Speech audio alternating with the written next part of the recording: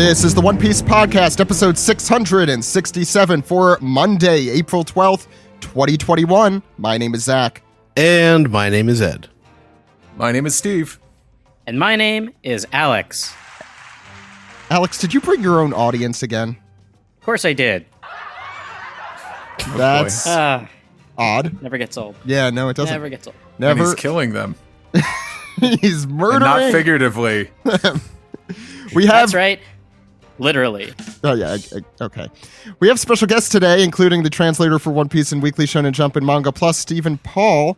How's it going, Stephen? Did you bring your audience with you today? My audience is all of you. And your cat. Yeah, he's not in the room right now, though. Oh, that's too bad. We also have anime recap host Sam Leach joining us. Sam, how's it going? It's going a certain way. Yeah, that sounds like it is certainly something. And we also have, continuing our patron marathon, Ralph is joining us again. How's it going, Ralph? I'm doing great. Super jazzed about this chapter. Good, because it is certainly like freeform jazz in that it is fantastic and unpredictable at times. Ralph was last on the podcast during the God Valley or Yellow Dog chapter, so Ralph has some impeccable timing with some pretty kick-ass chapters. So yeah, I've had a pretty good record, I'd say. I'd say 2 of 2 right here. So if you see his name on an upcoming episode, you know something's gonna happen. You don't know what, but something. I'll tell you that. Before we get into the show, have him on every week. Yeah, there you go. He's the good luck charm. I don't know if I could handle the soundboard every time. So no one can, except for Alex sometimes. So before we get into the show, a few one manga announcement and 2 podcast announcements. The manga announcements is that Manga Plus is now available for certain series, including One Piece, in Portuguese, which is really exciting. So that brings the full list of languages on Manga Plus, again, available for free worldwide as soon as it comes out in Japan. English, Spanish, Thai, Indonesian, and now Portuguese, and hopefully many more in the future. So let them know if you want it in your language. That's just be loud and annoying about it. Not to in a Steven. language that they could understand. In a language that they could. I guess that's a good point. Well, Google Translate exists, so as long as it's somewhat, translatable on that program. And then we have 2 bits of podcast news. First, the first episode of our 2nd season of Fight Together is out now. Ed, you were on that. Do you want to talk a little bit about what we talked about? Sure. It was a discussion of, well, you said fascism and tyranny in One Piece. I thought it was more about the governments of One Piece and what, how Oda's worldview sort of forms that. And it's a very wide ranging discussion, everything from historical topics to current day politics that may be influencing the series. And it's a very illuminating discussion. We had podcast regular Paula was on, and a few other guests as well. We had Zero, who wrote an article on Anime News Network about the Momotaro and Japanese history connections with One Piece. So he was also great to have on. And Paula, as you know, brings the entire library with her for any episode. So if you check the description, you'll see at least like 10 citations we have. For articles. Those for me, most for her, I think. Most for her, I think. You did have a few, Ed. Ed always comes with his own citations. But there were some really interesting articles specifically about One Piece, like academic articles about One Piece that I did not know existed. So you'll really learn something, because I certainly did by listening to that episode.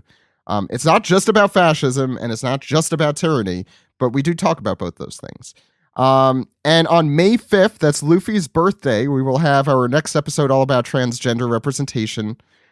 Carol, who was on last week and is fantastic, she'll be on that.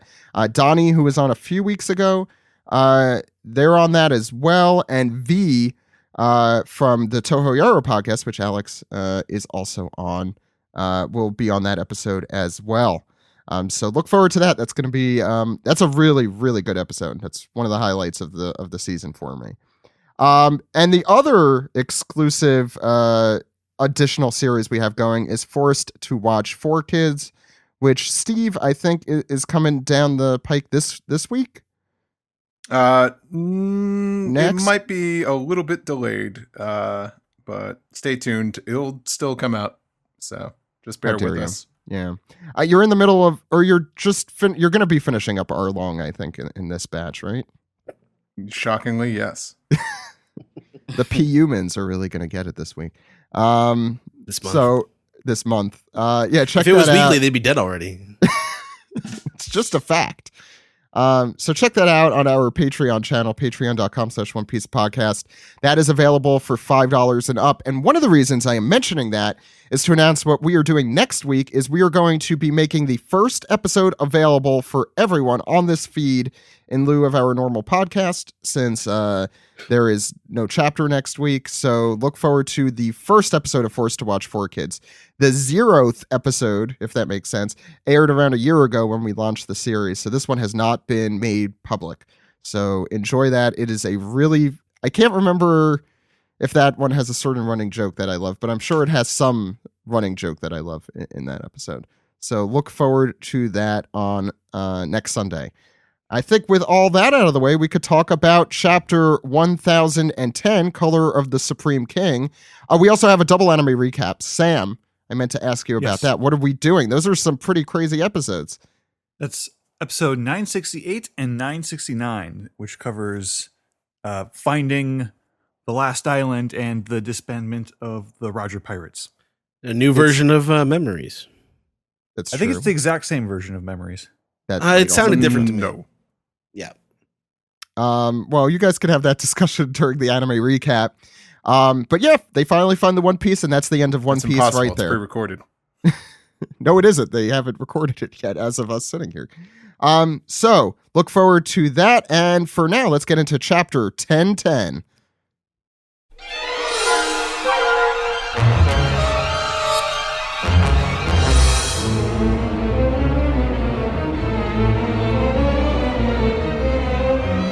This is One Piece Chapter 1010. You give us 52 minutes, we'll give you the world. That is only going to work for people in the tri-state area. I apologize.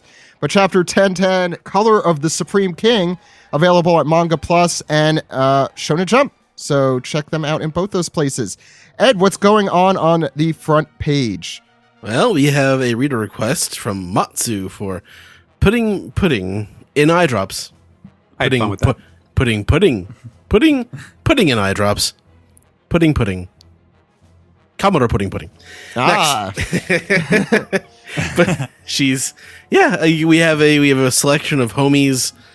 God, the slime and the carpet have names. I don't remember them.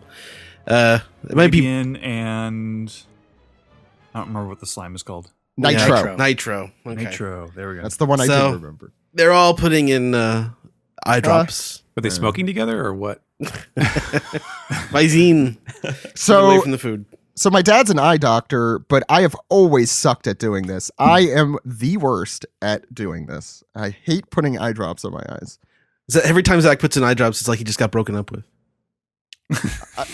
Yes. Yeah, I'm weeping after.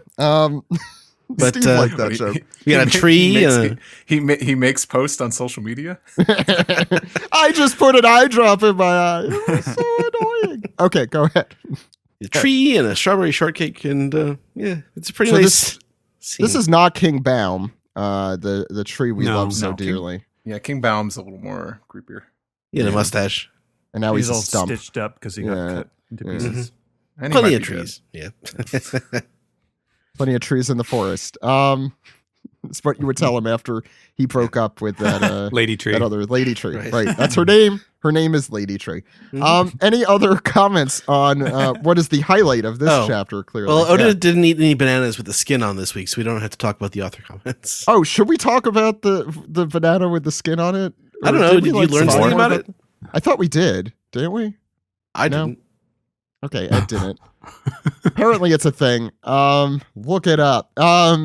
Let's get started with the chapter. Steven, you're going Right. to take us through these first two pages. I will start, and that start is from the perspective of Big Mom, who is falling face up just as she sees Onigashima dwindle into the distance above. and she's going, "Help me, Zeus!" And we get a nice little, very narrow slice of her looking rather panicked.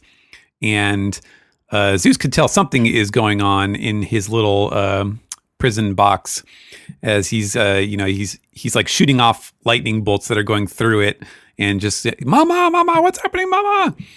And Prometheus is trying to go rescue her, but is being waylaid by Zoro as he's going, "Mama, I'm coming to say, I'm trying to," and Zoro is just continually slashing him into like dicing him up there, which is a really cool effect. I like how he drew that. But Zoro does not look very good. He's wheezing and coughing, and he's got blood coming out of his mouth as he grips the sword. And Law, who is also bloodied, is saying, like, how is he even fighting? That last attack he took could have shattered every bone in his body, which was, of course, the team-up attack from the last chapter. And meanwhile, Kaido looks over his shoulder and he's like, "That was pathetic, Lin Lin. I have to do everything myself." And we get a really cool aerial view of Luffy's Yamcha crater there, and he is he's knocked out. His eyes are white. Does not He's look good. pupilless. He needs an eye drop. Yes. Get this man eye drops. Yeah, to drop he's the ink drops to put his pupils back in. That's how it works. It's like milk and bones, As Zoro is chopping up Prometheus and keeping him from going after Big Mom, Kaido, who is now free, is going. He goes after Zoro. Says, "Hey, pirate hunter, let Prometheus go." And Zoro looks panicked for a split second, but then Law's powers just pop him out of existence. And we see Law, who is apparently like doing a cool flip or something, because he's upside down and he's saying, "Injection." But by the way, before Steve takes over, it's great to see the close relationship between Kaido and Prometheus. I always knew those two had first name something. basis. Yeah. Yeah, let Prometheus go. Steve. Steven, you want to give me that layup one more time? Injection. Shot through the heart. Oh, no. But he's stabbing him. Or maybe like a little more. Something like the maybe neck. a little more above that. Yeah. Shot through the neck and your two leg. I like it. Love a bad neck. Did you just rhyme neck with neck? I mean, otherwise this rap stuff would be hard. Law does a counter to Kaido as Kaido swings his Bagawa, and that looks painful, and it must be because Kaido's hacking and oohing, and he's just like, "Oh, those powers of yours." And Law, I don't know if he's just taking precaution during these COVID times, or this is an attack name where he says antibacterial curtain. He's got it's one of those facial shields that he's wearing there. Antiviral and antibacterial are different things, so who knows if it'll work. Yeah, I didn't notice until just now that, like, I guess that's the those are like a shimmer, so it's like he is wearing a face shield. Well, I guess we bought all that Lysol and Purell for nothing. But Kaido is still continuing his sentiments here. He says, "Those powers of yours really throw me off." Trafalgar, as he swings once again, and that really cracks and knocks Law back in some rubble as he crashes. Meanwhile, Prometheus, along with Napoleon. Bob. Sorry. No, that's okay. I remember Kablam. Good on you, Zach. They fly down to rescue their mama as Zoro yells out to Traffy. He says, "That flame's going to go and save Big Mom." And Law's like, just let them go. The plan might as well be a failure if anyone dies. And then we see Kid and Killer on the run here. Kid says, "The point was to separate the two of them." And Killer says, no need to take it too far. Far. And they say, "We'll deal with Big Mom." And they zip by, leaving just a trail of trash. And I think this is Zoro still yelling out to them. But yeah, a really great panel. I'm just seeing all this all this metal and garbage that Kid is leaving behind here, and I'm trying to see if there's any Pokemon cameos or anything to note, but I can't find anything here. He's like a Pigpen on steroids. Oh my god! I feel like these ones were actually drawn by the assistants. You could tell, right? They got a much thicker outline, right? Mm-hmm. I don't blame. I mean, it also makes. I wouldn't want to draw all that. It also makes sense because it's not attached to him, and that would be, I think, that might be the loophole that he used to not have to draw them. Yeah, like when they're on him, gotta draw him. Ralph. All right, so we're down under, right before she hits the water. She says, "Woof! I'm saved." And Prometheus says, "Huff, huff. Oh, mama, I'm so glad. Mama, mama. Haha. Oh, Prometheus, my sweet little baby fire. Sweet little baby. Sweet little baby fire." Cute little baby. Where's your mommy? Right there. What does that Zeus think he's doing? He's useless. Oh, great. Now I feel like I have to give him a Scottish accent. That's what I keep telling you, mama. He's a dunce, a dope. He's always holding us back. Anyway, mama, can I ask you for something? You just What started is a war between Ireland and Scotland. You've got to set him on fire. Yeah. Oh, the fires. I never cared much for Zeus. And then we see the clouds start to rumble, and Kid says, "What's with these clouds?" And I don't know. Something's happening up there. Then we go back up to the island. Wororo, just look at Straw Hat's face. He did that before, too. Even while unconscious, he still stares me down. And we got that blank stare of unconscious Luffy. What should I crush You ever think first? Kaido, Kaido walks by those, painted portraits, and it's like, I could swear it's staring at me, no matter where I stand. Always staring at me. All those portraits of Luffy, the eyes just follow me around the room. I'm just imagining Kaido going to an art museum and that being he's going on the Haunted Mansion. Yeah, exactly. Room for one enjoy more. that. Yeah. What should I crush first? Those eyes? Or his brain? Maybe his heart? And we have Zoro here. Listen, Traffy, what I'm about to do, the limit of my ability. Are you sure about this? If the fight drags on, we're only wearing ourselves down. If we can't break through, we die. After this, it's all you. Hey, Kaido, that's my captain. And we get a cool little, I'm assuming is the hockey moving up the sword. And Kaido looks over at Zoro and It kind of looks like Napoleon. It's got a face with like a mouth and like an eye. Like it's got It's like personified. I see what you're looking at. I got very confused there. I don't see what you're looking at. And the fire Yeah, on the side. Yeah. it's got like an eyeball, like an eye. Oh, yeah. Wow, that's hard to see. Hey, Kaido, that's my captain. The whole series of panels, like the last 4 or so panels, they're very understated. Like they're not super flashy, but they're such a good setup for what for turning the page of Zoro. He's getting ready, he's putting the sword in his mouth, and then it lights on fire, and then Kaido is taking notice of what's going on. Like it's really good anticipation. The black background, I think, does a lot of heavy lifting in a good way. the in that negative panel. space. The negative space, yeah, that's a good way to. Yeah. Speaking of, Ed, what's next? Well, we get the 9 sword style. So we get Zoro begins. If you want to crush anyone's skull, you'll have to start with mine. And he brings out the Demon Aura 9 sword style as Kaido catches a glimpse of what he is about to do, and he comes rushing in with Asura, blades drawn. He moves very quickly. He appears suddenly in front of Kaido and slices right through him with Dead Man's Game. And do we have any explanation for the technique, Stephen, or at least how it looks in Japanese? Sorry, I just wanted to.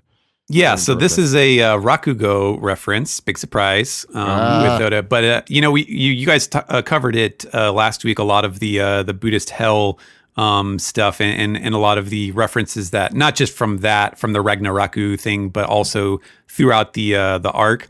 And this one is interesting because it's considered an expert Rakugo story because it takes about an hour to tell, apparently, and it has many characters that the performer has to act out. But it's basically a story about a guy. It starts with the central character who like eats some bad sashimi and like dies of food poisoning, and then like there's like two parts of the story, and the first part is him just going through and then meeting up with all of his like I guess like his old buddies who have also died or something, but he's going through all of the familiar locations of hell. So he's like crossing the river of the dead, and he goes through the like children's limbo area, which is on the riverbank. Oh, we talked about that last time. Yeah. Right, where the children have to stack the statues, rocks. Yeah, and the Jesus statue. That's how that plays into it. And then they go to Enma, the Lord of the Dead, and or sword, and he Lord of the Dance. And then so what happens there is like there's like it's sort of like not a court case, but that's where you get judged, and so all the people there are being judged as to whether or not they're going to go into hell, if they're truly damned or not. And then after they do, there's like I think there's like 4 characters who are all extremely eccentric who end up getting sent to hell. And then like they're all so wacky. They're all so crazy that like they're continually causing trouble for all of the Oni in hell and just getting up to misadventures and stuff. And so that's what that's all the contents of the Rakugo story, which Oda kind of did a pun on to make that attack name. Cool. And you can see actually Enma is the sword in his right hand, which is the one that's up at the end, and we can kind of presume is the one that cuts Kaido's body, and we get him going oh, ah! And Trafalgar is just stunned by this. Zoro is so cool. Steve, what were you gonna say? Sorry. And also, dead men play no games. Yeah, I was thinking of Dead Men Tell No Tales, Dead Men's Chest. Isn't that one? It's a good piratey it is. Phrase. I think that's probably my favorite part about this specific attack. Also, this is the first time we've seen this, I'm assuming. I don't remember this specific Asura. Last time it was, he's only used this attack twice. Once was 9-blade silver used on Kaku, and whatever the other time was with PX4, I think it was. Yeah. Mm-hmm. I don't know which one he called it that time. Yeah, I don't remember either. But I'm sure that there is someone listening yelling at their podcast right now. We could look that up as we go. Alex.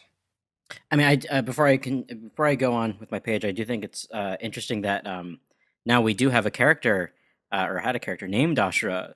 So I think it'd be kind of comical if every time you use this attack, instead of a silhouette of the god Asura, you would see the other Asura one. Doji. The other one was called. He used piercing drill in the movie. He used silver mist against Kaku and 9 lightning strikes against the passive, or demon 9 flashes. There's different translations, obviously. My son is also named Asura. So after pulling this attack off, Zoro is pretty exhausted. He's huffing and huffing, and Kaido's pretty wounded. He's got a huge gaping wound across his chest as he says, "Damn it!" It's that Enma. Yeah, that Enma sure leaves a mark. He goes, "Boy, don't tell me you can use the color of the Supreme King too." And as we know, Luffy can use Supreme King Haki as well as Kid, and can Trafalgar use it? I don't think so. Okay, I know that Kid can use it, as Kaido mentioned earlier this arc. So that's a good question. If he did, I would assume it would be against Doflamingo. I don't remember. Yeah, I don't think he has Color of the Supreme King, but either way, you get this really cool panel showing exactly how big Kaido is in comparison to Zoro. And Zoro says, "What are you talking about? I don't have any idea what you mean. That was the best attack I could do." As he slumps over. "I was hoping I'd at least knock you off your feet." So, Color of the Supreme King, these words mean nothing to Zoro. I love this next line. He just, yeah. And he said, Kaido says, "Oh, you did enough. You did enough. This wound will remain with me." Boy. So, Zoro, before passing the F out, getting off a really, really good attack against Kaido. Does anyone have any Band-Aids? I need a Band-Aid for this wound. Heals everything. That's true. I mean, I'm sure that there is a company on the Grand Line or in the New World that manufactures gigantic Bandages. Band-Aids for gigantic people. What would they call that? That would be an orchestra aid. Yeah, that's pretty good. No, it would be a big Band-Aid. It would be like the big band. You know? Oh. Thank you. I hate that you have that. I like it. Podcast has been changed forever. It's true. For the It's worst. true. Oh, God. It still sounds like it's raining outside. All right. It's raining again. So Kaido, I love this. I love this panel. By the way, Zoro's staggering. He's pretty staggered, trying to get up, and Kaido's sort of in the back there, his face obscured by shadow, as he readies his giant club, and he says, "Your generation is proving to be an annoyance." He says as he checks Twitter and sees nothing but TikToks. Oh my God. Now that panel is perfect for any of those instances. Oh my God. Hey, you Zoomers and your pop TikTok. Got a TiVo my email. Yeah, BTS fans are the ones that bring down Kaido in the end. Finally. Whatever happened to Arashi? Damn it. Arashi is They dead. broke up. It's dead. Arashi is no BTS, and I'm sure everyone listening could attest to that. Yeah, Kaido goes, "Back in my day, we had Morning Musume and nothing else, and we liked it." We had Tokyo. We had Jam Project and nothing else. Yeah. AKB 56, 58, what was AKB There's a 48. number. I think. 48, whatever. There's so many of them. At least 48 of them. Law knows exactly what Kaido is going to do as he readies his own sword and says, "Zoro, get out of there!" Just with just a single glare, I feel like you can see. I just imagine his pupils are the only thing that move here, and he just looks straight at Law and says, "You stay there. I'll come to you." Great line. I love that. Yeah. And he unleashes another Thunder Bagua, which goes. This took me a little bit to get. Yeah, me too. But you can see Kaido all the way back there. All the way back there's that little speck. His attack goes through Zoro and ends up hitting Law. I gotta zoom in here. Where the hell is Kaido in this? I'm trying to. Zoro. No, that's look at Zoro. He's like right next Yeah. to Zoro's head. Yeah. Yeah, he's Yep. he really Kind of blends he in managed with Zoro. Yep, it hit everyone. It's super effective. I do we wish get this panel was a little clearer. Yeah, in a this way. panel was the only real big downside I thought for the chapter because I could think- not figure this out. If I could suggest anything, I think it's probably because like Law is in the center of the panel, and I think because of that you have all this excess space on the right that's just not being utilized, other than the sound effect. Which I mean, like in a composition like this, I would imagine that he would want, even if Kaido's a spec, he'd still want like everything think- drawing your eye to him, right? Yeah. I think Kaido is actually off panel to the right because if you look at the bottom, he's following through past Law Yeah, and Zoro's in the foreground. So I think he may have started there and then is like, this is the Thunder Bagua panel is him like zooming past them. But that's what I thought. like you said, Yeah. it's not clear exactly what's going on. Yeah. It's not. This. Oh yeah. So I think he was where Zoro is. But he's like hit them, and now he's like past the camera's view. You could even see at the top he is where Zoro is, and you can see in the panel where he lands in the last panel. He's behind Law. Yeah. So okay. I think it is purely a compositional issue here. Yeah, like it's a cool sequence. I just wish I could read it. I think this will be very cool in the anime, given how they're working on stuff now. Yeah. Go ahead. I forgot that Thunder Bagua is like it's like Fox's illusion dash or whatever in Smash Brothers, or like an EI attack where it goes right through. Like you start at one point and you end up on the other end, like Brooks attacks. Like every single one of Brooks attacks. Yeah. So yeah, I think you're either way. The lines help you figure out where exactly this attack is going. It doesn't really matter where Kaido is anyway, because as you can see, Zoro and Law both took that hit full force. Zoro's bleeding a lot. So is Zoro Trafalgar, looks identical to his the Kuma kind of like that. He was wearing fewer clothes at that point, but yes, that's a good point. Yeah, okay. He has more clothes on. That's the difference. But he looks like you can't tell. Is it dark clothes or just soaked in blood? Who knows? Yeah, no one ever knows that with Zoro. That's Zoro's gift. Where were we? Sam, I think this is you. And now in the aftermath of the attack, Kaido he's huffing. This is taking some breath out of him, but he's saying, "What a shame. If you'd come with me, we could have conquered the world."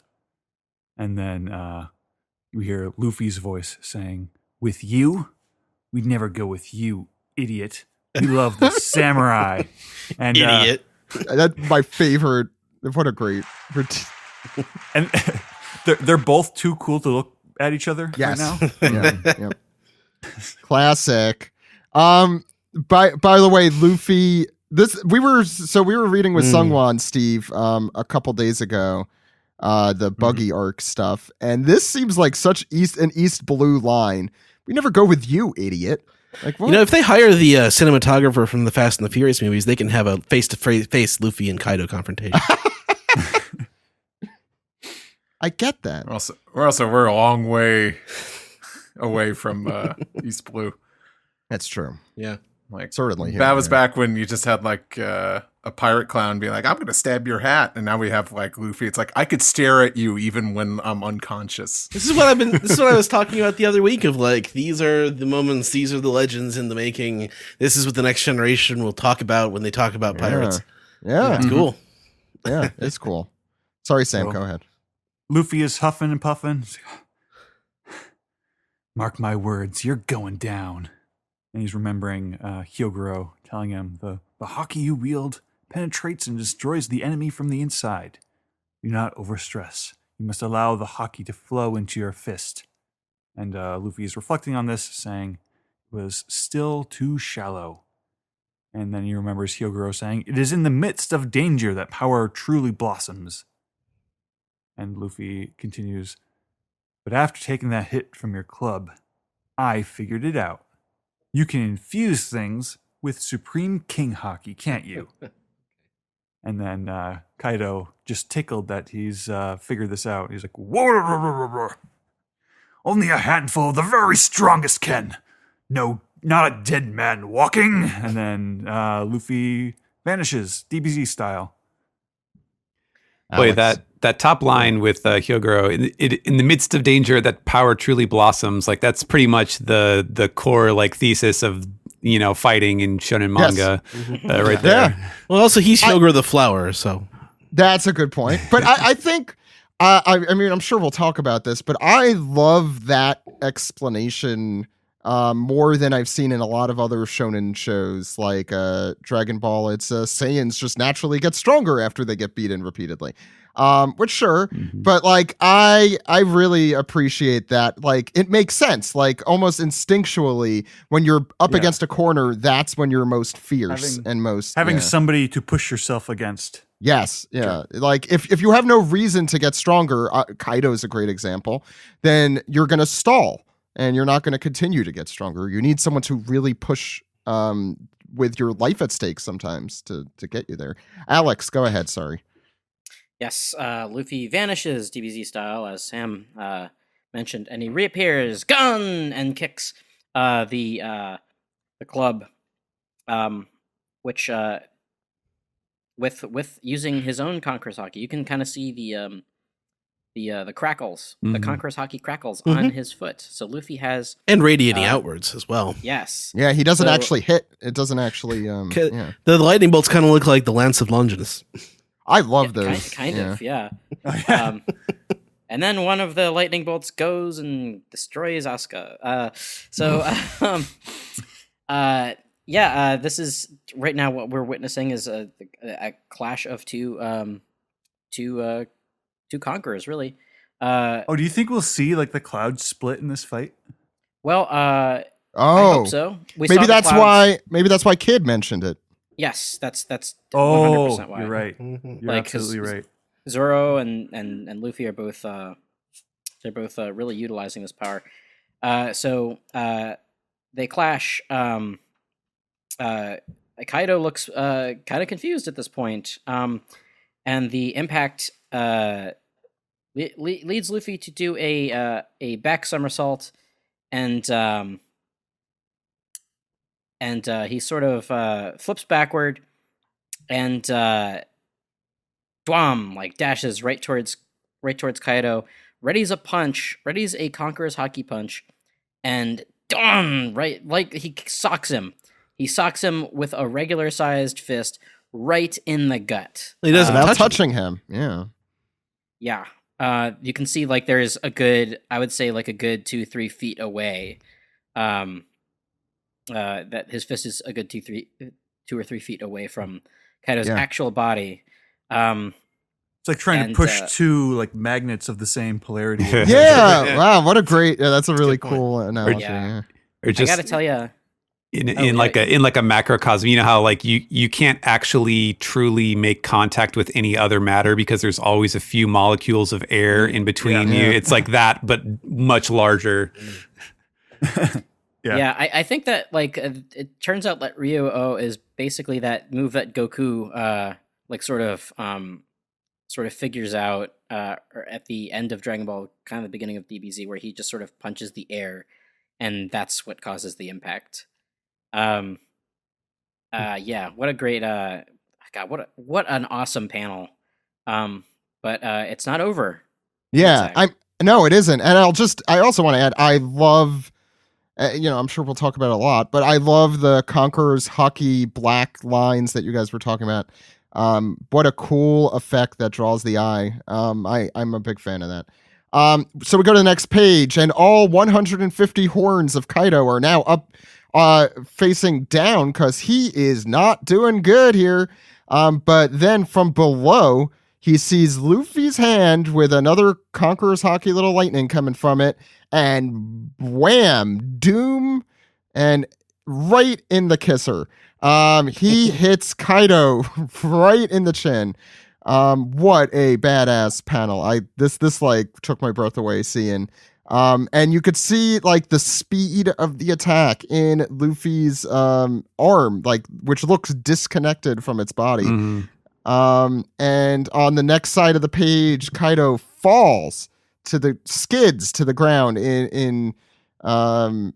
from as a result of that punch. Like you see Luffy in the background in a victory pose. Yeah. I think that's just like I know it's the punch, but no, yeah. I love the sound effect. Is basically douche, like you're like, oh yeah. Then I was like, psh, psh, psh, But by the way, Luffy's actually just doing that to say, "I'm here, Vivi. I'm still your Nakama," and blah blah blah. Anyway, is one of the boxing anime? Is that like Hajime no Ippo? Yeah. No, Ashita no Joe. Yeah, that's him. Or like Ashura no Joe. I can just like so vivid. I can just. All right, I'll write that down. Sure, no, Joe. I can so vividly imagine that like composition of like a boxer who's just won with his fist still in the air after the punch and the yeah. I think it's just also showing the speed at which this is happening. That Luffy is still, his punch is still there. Kaido's already on the ground. And Law notices he hasn't been touching him this whole time. And Zoro is unconscious, it looks like, or at least semi-conscious. And Luffy begins. Zoro, Traffy, thanks for protecting me. You could go now. I'm gonna beat him no matter what it takes. Go ahead and let everyone know. And he is in his classic fist to open hand Luffy pose that we all do on the playground. And by playground, I mean around the house all the time. And ready for April 25th when the next chapter hits. So that's 10:10. Thoughts on this chapter, Alex? I know you have some strong opinions.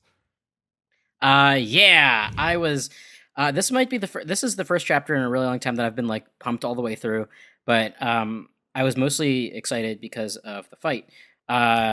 This is like, it was giving me like East Blue chills. Like, it reminded me of going back and experiencing East Blue for the first time and seeing all these really massive punches.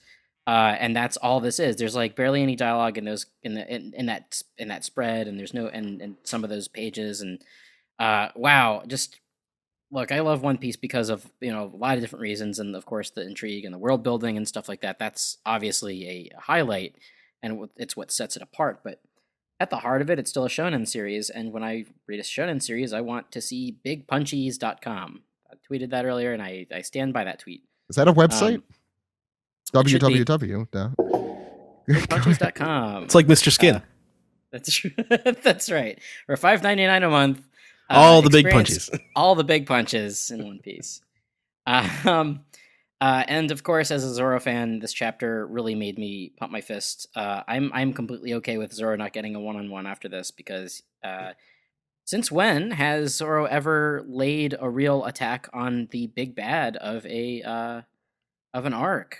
Cody Jones. Cody doesn't count. He sucks.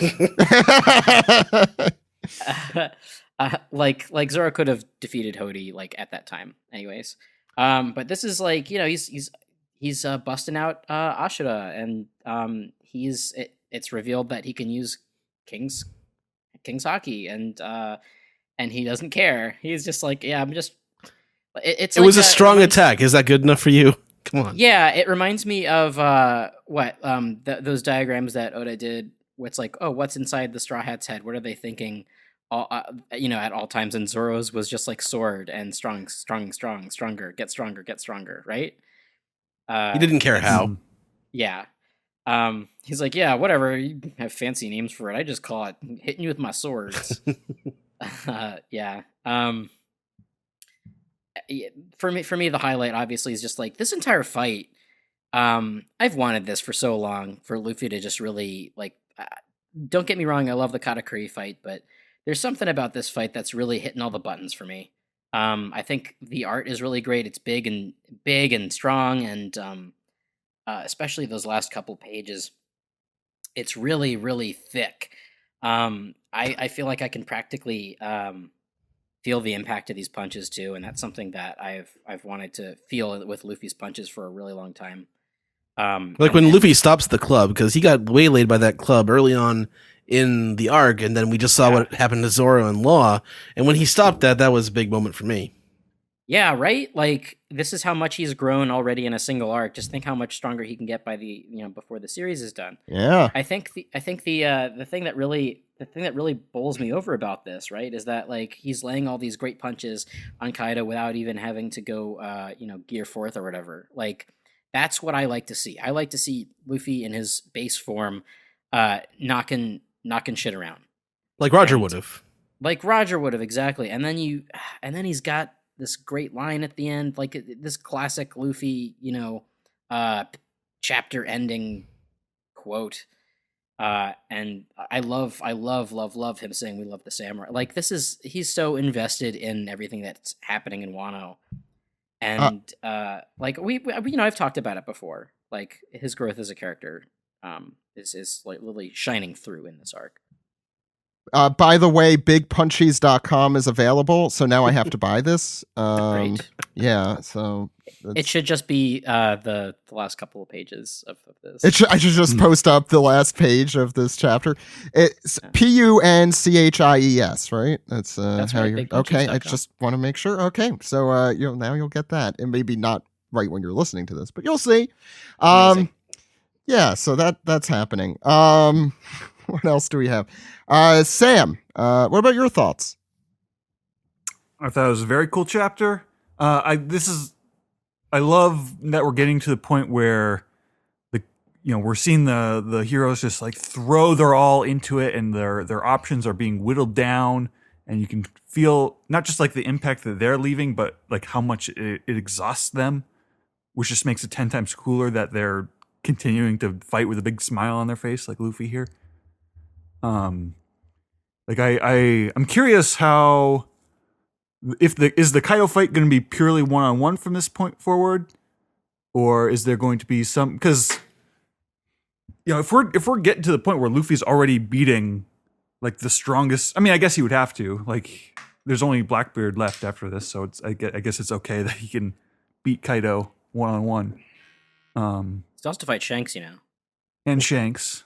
Well, I mean, I'm sure there's going to be some sort of catch there, but I mean, like, Luffy can't be a rookie for the whole series. Like, Right. it's about time that he's really starting to fight with the big boys. Yeah. right. Same with So Zoro. I mean, like, it made sense to me that this fight to this point had been like a big team attack with all the Worst Generation guys kind of working together, and the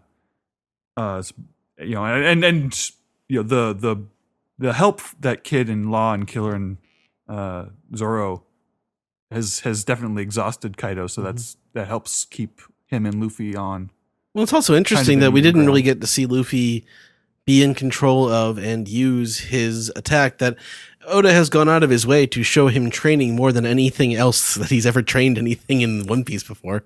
Luffy's never really been shown training that much, and he finally gets to deploy that now. Yeah, and I love the sense of impact on these last, like, they're not even touching each other yet. It's still the attacks still land with like a big thud, like you can really feel it. And as someone mentioned, like when Luffy's doing the uppercut on Kaido's chin, and you see the little separation between his arm and his shoulder, which is kind of classically how his like pistols and Gatling moves have always been, but like that on top of the big impact of the Conqueror's Haki. I'm of two minds if I think like Zoro's out of the story as far as like major fights from this point forward. It's hard to think that like that would be it, but also, man, that's pretty cool. Do you have Asura. more? Sorry, go ahead. I think that's mostly it. I'm excited. I'm excited to see like what the full shape of this fight is going to look like. Ralph, your thoughts on this chapter, if you have.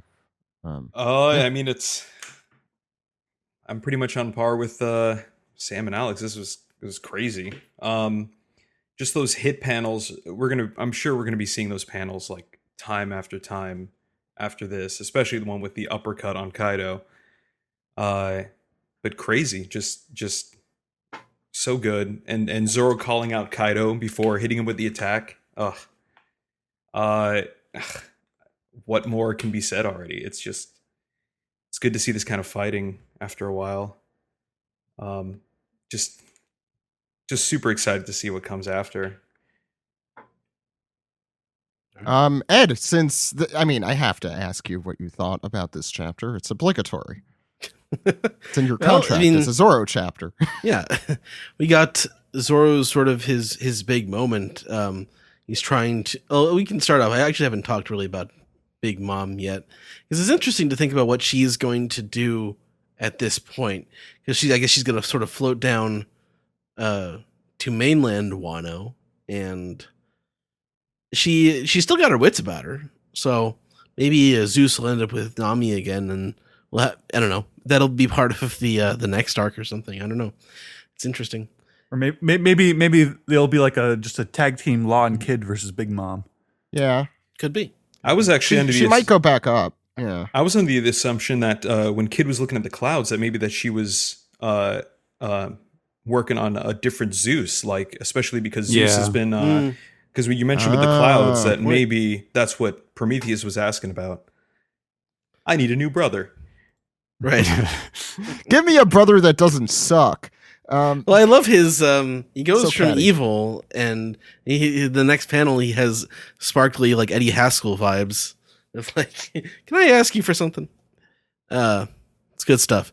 Zoro's attack is so badass. We've had him get like obliterated in the last couple of chapters, despite being able to block that massive attack like briefly. But he took a major hit off of it. But at this point, he is able to slice Kaido using Odin's sword, which is, I was kind of hoping for something more. I don't know. I still want to have I would still like to have a one-on-one fight with somebody, but Zoro getting to get the major hit on Kaido that leads to Luffy being able to take him down is pretty cool, and he gets to look really badass doing it. Yeah, it's just Luffy's at the point finally. I've been saying this, I've been hammering this away, but he's a legend now. He is more. He's going to be a myth at this point, and we were just thinking about it with the anime this week of seeing like the newspapers report that Gold Roger is he circled the world, and I think when Luffy finally does that, it's going to create a shock even bigger than the one that Gold Roger did. So it'll be, I don't know, it'll be full of punches like this. It's gonna be big punches. It's gonna be big punches. But I love the way the Kaido comes in. He looks so insane when he comes in to swing the club right before Luffy blocks the club. Like only a handful of the very strongest. Like he goes, like he starts laughing like nuts, and he sort of overextends himself, and Luffy's able to block him, and he is, he got arrogant. It's it's just really cool looking. Steven, your thoughts? Yeah, what a terrific chapter. Very exciting. It was all very focused, as I think we've probably noted that really, aside from the Big Mom falling from the island, which is still basically more or less related to what's going on with Kaido. It's all one scene, and he gets a lot of mileage out of those these pages as far as kind of telling the story of what's going on. I don't have a lot to add other than I think the choreography and the composition of the last couple pages, especially with Luffy and Kaido, are just tremendous. Like Luffy kicking the club and the hit to the stomach, and especially the uppercut panel. I think it's just a perfectly composed panel with the way that like Luffy is framed in the center. It's very symmetrical in between the Doom sound effect and everything. Like just really iconic looking panels, and like those are all single. It's not even the only double page spread in this chapter is the Zoro's Asura attack. So yeah, just really great panel work, and very, very excited. Although I do feel like it seems to me like this is probably the end of this scene for a little while. I don't, like that. It seems like Luffy saying this is sort of like the cue to say like, okay, I'll be doing this for a while now, and we'll see him later. Yeah, here for 30 chapters or so. You'll see me at the end. I mean, like I hope that in past arcs this has basically meant okay, it's time for the one-on-one fights now. Right. So that's what I'm hoping for. Yeah. I mean, it kind of you could sort of view all of this, the skirmishes that have been going on between the these 5 characters and the 2 emperors as sort of like, okay, let's let them fight for a little while until we can kind of shake it out until it's like, okay, we've seen enough of this now. I think Luffy is ready to fight Kaido one-on-one, and now it's the cue to let the real, the quote unquote real fighting begin, that we've done the legwork to get to this point. I am most curious about Steve Yurko's opinion. Steve, what did you think? All right. This chapter was firing on all cylinders. I think that would be the right phrase for it. Just a lot of really great action panels that just really had some impact to them. I think one of the best parts of this chapter, and maybe it's just something I'm noticing on my own, but just the usage of scale with Kaido. He really does feel imposing when fighting I guess, normal sized folk, as you would put it at this point in One Piece. So like some of like the close up shots, like I really like some of the panels of him in the foreground and Luffy getting up in the background calling him an idiot. And then like just the panel of him laughing, he does seem a lot more imposing. And maybe this is just relating to my comments on how thinking his man beast form wasn't really all that hot, wasn't really that imposing. Like he does look fearsome in this chapter, and that was a joy to see. Luffy was just a badass in this chapter. Can't help but enjoy that. Never had any doubts in him, but yeah, I think we're moving into one-on-one territory now. I think Zoro and Law are gonna head downstairs and and fight the others at the kids' party if they can get up. Zoro, yeah. Zoro's gonna get up. Yeah, Law's there. They have a surgeon right there. I'm sure it'll be fine. I'm curious to see what Kid and Killer versus Big Mom could possibly be like. Yeah. But a storm's a coming, so let's see how that plays into things. But I just really enjoyed some of the panels in this chapter. I think one of my absolute favorites is the second to last page, which is Luffy giving him that uppercut, and just I love the scale. Like Luffy, just Luffy's in the foreground, and we have this hulking mass that is Kaido, just getting, and Luffy just rocking that dragon, and and Kaido just spitting up all that blood. It's really cool. And also, got to give props to Zoro too for having his upteenth badass moment. But it's great to see him put some damage into one of the emperors. And Kaido was just like, "Wow, you cut me deep, bro." And also the Asura technique is really cool to see. So I was happy to see that return. But yeah, this was just really cool, and I think that's all I have to say. Nice. Steve was very coy about his opinions on the chapter. So, I think you guys just assume, and you know what happens when you assume. No, what? Wrong. Oh. Make an ass out of you and me.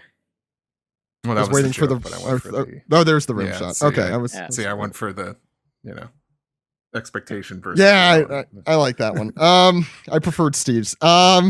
So yeah, this right after this chapter, I read this chapter in the parking lot of Lowe's. I was like, this. Feel like I need this is a Lowe's parking lot chapter if I've ever read one. As your pregnant wife loads 2x4s into the trunk. I'm not going to correct you. Babe, you got to read this. Babe, Luffy punched Kaido in the square in the jaw.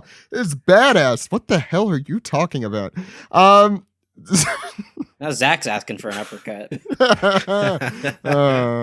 Anyway, this was just a badass chapter, and that's like the only. I love the way that you put it, Alex. This really gave me East Blue vibes, and it made me really happy that we did that thing with Sung Won, because it like kind of put that in my head a little more, like what that East Blue vibe, so to speak. Like this really felt, even though it was just a fight. Even though there was not a lot of dialogue in this chapter, this really felt like a real step forward for the characters. And I think Ed put it really well. Like, this is the beginning of the man, the myth, the legend, and not the beginning. It's the beginning of the end, I guess, of this story. And there was something really special about reading this chapter for the first time and not getting spoiled about it. But I actually think, and people who got spoiled about it could tell me, but I feel like this is like an experience chapter. Like, you can't really just be like, ooh, Luffy punches Kaido at the end. Whoa. Like, I don't know if that would necessarily ruin that for you. Or do you think Zoro knowing the Conqueror's Haki? I think maybe that was the big takeaway. Oh, was that the big one? Sorry. I think that counts as a pretty big spoiler. I wouldn't know. I wouldn't know. I don't know what what got spoiled. You see, Greg actually had this whole conversation on Twitter about how like it wasn't such a huge info drop that you could imbue Conqueror's Haki. I don't actually completely agree with that, but I thought Zoro already had Conqueror's Haki for some reason. I obviously was incorrect. So I guess I wouldn't have found that a big spoiler, since I was under the wrong assumption there. So that wasn't a huge surprise to me. The imbuing, I think, is really cool. This is something, and Greg is correct that, it's something that's been kind of hinted at for many years. I think the Roger Whitebeard fight that was just animated shows some great examples of, how Conqueror's Haki was used. And obviously, Oda had the quote-unquote rule book for how that's used in his world already written when he did that fight with Roger and Whitebeard, and perhaps also Odin and Whitebeard. I forget if they also had the not touching thing. I don't think they did, but I think there's a lot of interesting stuff that can come out of this. I think that's what is most exciting about this chapter for me, is that it really lays the foundation for some really cool stuff Luffy could potentially do. I thought you were talking about Zoro. I thought Luffy's Zoro my boy. Go ahead. I just thought, with Zoro possibly being able to use it, it's like Zoro's like, I'm feeling pretty tired here. I'm gonna take a nap. He uses the Color Supreme Haki on himself. I like that. In my point of view, Luffy was the badass this chapter. Zoro certainly always badass, and certainly badass this chapter as well. But Luffy, not to completely take Gizem's game here, but Luffy was the star, I thought, of this chapter. He was particularly obviously that last half, and what's really extra cool is that Luffy is still so Luffy while being so badass. He's beating the strongest creature in the world at this moment, and still calling him an idiot, and still being Luffy, which is really, really cool. I really enjoyed that. Zoro, I expect to get his one-on-one fight. I would be very surprised if he didn't at this point. I also agree, though. I think Sam or Alex said that, if he doesn't get that fight, I'd still be happy with his role in this arc, and I would be. But I very much expect him to have more to do here, and I think Luffy saying at the end, go ahead, tell everyone about this, but do your own thing downstairs. There's also the tease of learning more about his family or his background, but yes, I don't necessarily think we need that, but okay. No. And I think here on the show, we're a little more against that. I don't really know if we need that much of that from Zoro. Zoro kind of has his thing, but go ahead. I can almost imagine sort of as they're sailing away from Wano, what's his face? The Tengu guy, Hitetsu. Yeah, he comes running. He's like, "Wait, Zoro, I just got in your 23andMe results," and Zoro's just like, "Oh, I don't care." I don't care where I came from. I just know where I'm going. The top, but yeah. A more serious take on that I could see happening is that they put 2 and 2 together about Zoro and maybe go chasing him to try and tell him, but Zoro's long gone at that point, and we, the reader, find out about it, but Zoro doesn't know. I would not be surprised about that, and I think that would be a cool way to do it, because Zoro, I don't know what the information is. We're talking super hypothetically, but if he had background information, I don't know how much he'd care. Us as readers care. Because we care about Zoro, but much like Luffy didn't need to hear about Nami's backstory, I don't know if Zoro needs to hear about his own backstory that much. He'll keep on being, the badass that he is. I will say Zoro's badassery is especially high here, also because this reminded me so much of him in the Kuma fight. Except that he was a little bit better matched. I mean, again, he took an attack from both emperors and held that off. He did a lot of stuff with Prometheus, and then he did this. That is, I saw people saying, I don't care about One Piece anymore. Zoro didn't knock down Kaido, and obviously it's not worth it anymore. That's bullshit. I mean, that guy was 13. That guy's 13 and probably looking for retweets or what do you call it? Likes or comments. Ooh, I'm getting attention. saying a thing that's obviously stupid. Is this like a thing that happened? I'm just confused now. Yeah, someone didn't like the fact that Zoro did not knock down Kaido and thought that was a real betrayal of his character. Well, you know what? I could relate, because Soba Mask should have came in there and just kicked Kaido right in the neck and just broke his neck. Right? Right? Yeah. That should have happened. Alex, isn't that correct? That he should have done that? Yes, he should have. There you go. I don't know why rim shot, but sure, we'll go with that. I loved the shit out of this chapter. This was the most excited I was to do a podcast in a really long time. Just to relive this chapter again, it was a lot of fun. Any other final thoughts? Do we touch on Prometheus? A little bit. Like what you think? Like, oh, the other thing. Sorry, you did remind me related to that. Kid could be looking at the clouds because of the fight between Luffy and Kaido, or Zoro in this case, and Kaido with Conqueror's Haki. But he could also be looking at it because Big Mom might be creating a new Zeus in this moment. I think that's a distinct possibility since it comes right after. It's like between those two scenes, so it's tough to determine that. Interesting. I think I saw somebody on Twitter say like, "Oh, well, maybe Prometheus is asking to, remove the soul from Zeus and give it to him, and that way, I don't know, it'll turn Zeus over to Nami for good." Which, sure. How does Big Mom sit on fire? I mean, she's fine. There's a joke in there somewhere. So here's a preemptive rim shot. Thank you. That's what we're using the rim shot for now. There's a scent of bacon wafting over. In order to stay motivated, Big Mom likes keeping a fire lit under her ass. Alex? Oh, the audience liked that one. Okay. I couldn't hear the audience. There's always a conspiracy. So Ed laughed.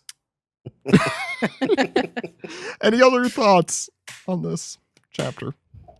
If not, yeah, Alex. I was going to say, if there's one thing I can say about this chapter, it's the catchphrase that we've said over and over and over. That's so Luffy. Someone take that away from him. You should not be in charge of what gets a pass. I'll get bored with it by next week.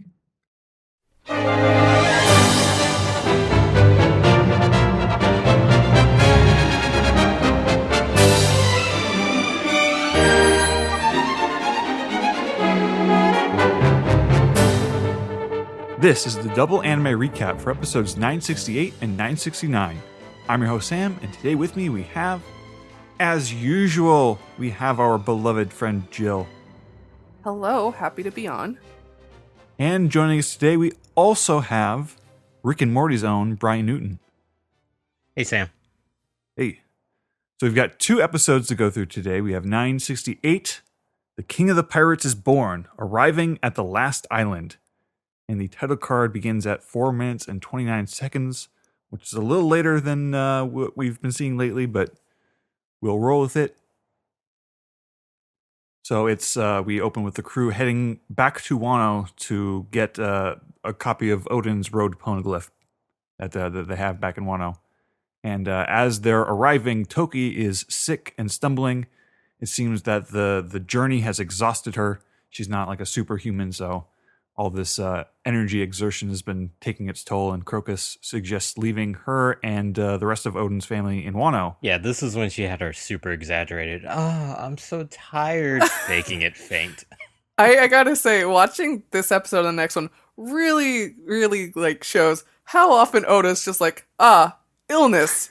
That's what gets you out of there. Because like them,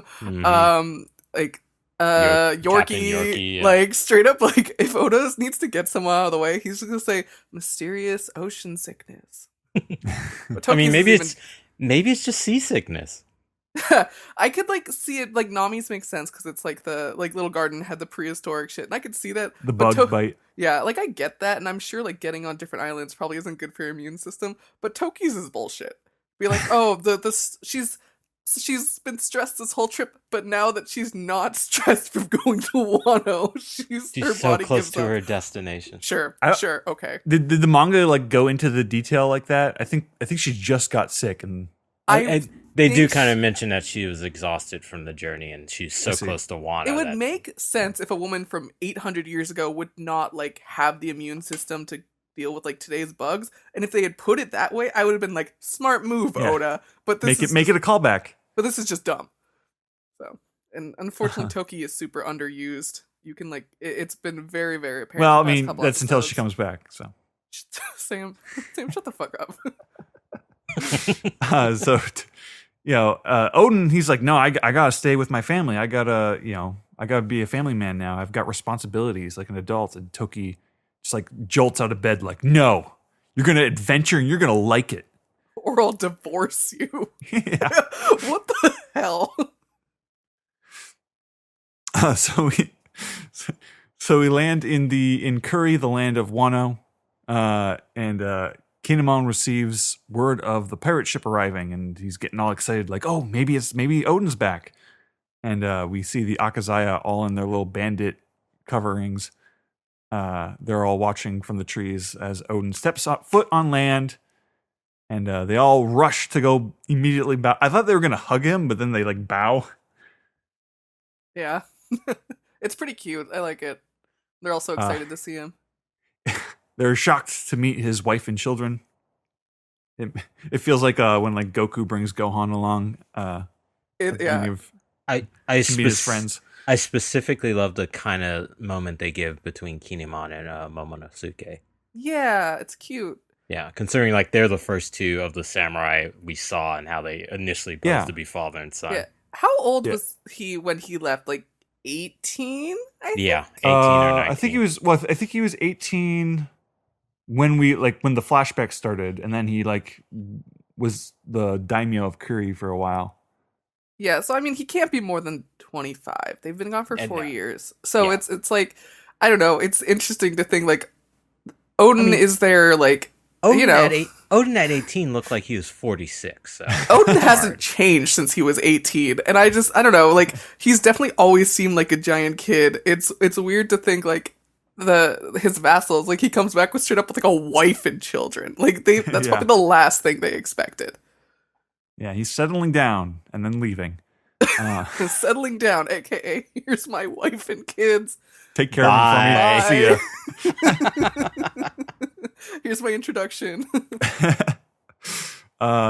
So they're the Akazaya, they're wearing tattered clothes because Wano is ... But then Toki like interrupts him, like, hey, you're probably gonna tell him something really concerning. Don't do that. He needs to finish his whole poneglyph business. So Odin leaves them behind. He refuses to look back because he knows that if he looks around and sees the state Wano's in, he's gonna want to stay. You think Toki'd be real excited? We were joking about her being like a weeaboo. She finally gets to Wano. She's probably like, oh yes, finally, my life in Wano begins. I would like to see that part of the story more. Right? Yeah. And as they're leaving, like Roger's like kind of ribbing Odin, like bastard. Oh yeah, the scene where like, dude, you're the one who wanted me to come. The scene where they're all like, oh, Odin, you bastard, as he leaves is so funny. Yeah. We have a little scene of Orochi and the old woman talking about Momonosuke. So now Orochi's getting paranoid that the proper true heir of the Kozuki clan is here. We have a scene where the Roger pirates make it to Zou, and they're just kind of exclaiming at the big elephant.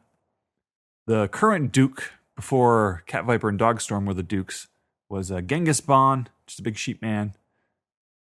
And Odin and Roger, from their their observation hockey sensitivity, voice of all things, they feel like they're being watched by something.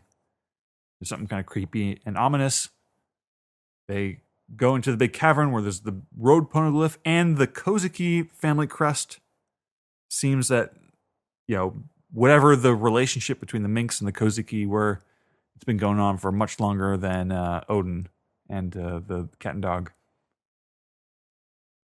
Which this all as kind they're of leaving, mirrored this all kind of mirrored Luffy and the crew's discovery of it too. Like, Yeah. and Yeah. they keep doing this, so it's like, oh, Roger's adventures are like kind of Luffy's and backwards. Yeah, and it's worth mentioning at this point that Odin's on his own. He doesn't have any of his vassals with him or any of his family, so he's the only one with the Roger Pirates right now.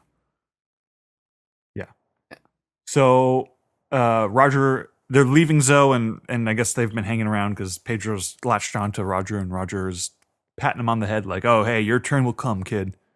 It will, and then it'll go. Real quick. Your turn to die will come. It's You're not time gonna have to die. You're not gonna have a great time, Pedro, but you're gonna do it. I want to say something about this specific scene. This is where a difference between paneling in a comic versus how you have to present an entire scene in animation. Where in the comic, it's like 2 panels with Roger and Pedro, and you don't see any background, which means this could have happened on a crowded street on a busy night or wherever. Well, I think that they've revisited this shot a couple times in the manga because there is a version of the manga that has like the town that we're seeing in Zoe. Is it the same thing where it's just like an empty street with just the Rogers, Pirates, and Pedro? As far as we can tell, because it would have been from Whole Cake, right? Yeah, in Whole Cake, when they did this scene, I know in the anime they were like it was a completely different setting. They were doing it like this scene happened in a jungle. Yeah, so actually, I remember that. They've updated it to be like in this like town area. I'd say they messed up continuity, maybe. Yeah. But that's the thing in the panel. Even in the flashback with Pedro during Whole Cake Island, there's no background established. So, and I think we see the same scene again in this Odin flashback. Yes, and it's closer to what we see here. Yeah. So they've got several real poneglyphs and 4 road poneglyphs, and that brings us to the eye catch of the episode, which is Roger and Rayleigh doing their like linked arms drinking thing, and then Shanks giving Luffy the hat to kind of mirror Roger and Pedro and Roger and Shanks later in this episode or later in next week. So we come back. Roger's feeling kind of woozy now. The adventure's been exhausting him too, I guess. It's kind of strange seeing him stumbling around in like just his bandana without his it's tricorn, kind of it's not really tricorn. It's kind of intense because again in the manga at this point we hear Roger coughing and Shanks checking on him, but like we don't see Roger stumbling or coughing up blood at this point. Right. And then Buggy gets the Toki illness. That's yeah. Okay. Sure. Maybe it was contagious. Maybe right. Tiredness was contagious. It's the initial variant before the I can't get on this island disease. The animation was like phenomenal at that point. Yeah, Buggy is like super expressive as he's like getting sick and wailing around. Sam, do you know if they're using a Korean artist for this episode? Because it reminded me a lot of like Avatar: The Last Airbender. This is a situation where I could have very easily looked this up. I should have looked it up. It's my fault. I don't think they do. I don't think they does Toei not outsource to Korea. No, I know they do to Indonesia sometimes. Okay. I haven't heard about Korea. Yeah, because that specific moment, I'm like, I know I've seen that style of like having someone exasperate and then spin and fall down. It was really well done. Yeah. So Shanks stays behind with Buggy, and he's kind of rationalizing it, like, "Hey, we'll go there on our own someday. You know, I'll take care of Buggy for now, and Buggy will, as adults, will come back." Yeah, I like how much they expanded on that just a bit by showing like Buggy like breaking in half to go beg Roger to let him go with. I thought that was really good. I've loved Buggy and Shanks in this flashback. Yeah, Roger gives Shanks a few head pats throughout these 2 episodes. He's like, there, boy. Also, did you catch when he did that to Shanks that last time? It's on a cloud background that kind of was reminiscent of when Shanks gives Luffy the hat. Oh, definitely, yeah. I'm sure, yeah. Mm-hmm. We still haven't seen the Passover where Roger gave Shanks the hat in the first place. That might be one of the last flashbacks of One Piece. That's what I assume. And there's like scenes in this where like he told Shanks something only, and then Shanks started crying. And I don't know if that's like about the illness or something like it. But there's so many like Roger and Shanks scenes that I want to see. Well, since with Odin we're getting the Roger adventure now, I'd imagine by the end of the series we'll get the Shanks flashback, like getting all these. We'll see it for through Shanks. his point of view. Yeah, I gotta say, I read a fanfic that expanded on this, but I really want to know how after the Roger Pirates disbanded, because obviously the government was going after anyone connected to them. I want to see how Little Shanks and Little Buggy managed to survive. I mean, I know they're doing tough, like, right? I know they're going through and doing like novelizations for like Ace, but like I want the Roger novelization. I want to know about like each member of Roger's crew. Absolutely, they could do a couple like they could do like a couple seasons of a Roger spin-off show. Yeah, definitely. We get some Binks sake. Always good. And Odin's writing in his journal like, "Hey, we did it all. We discovered the truth of the universe. All those questions that the readers, I'm sure, are having, like, what's the will of D?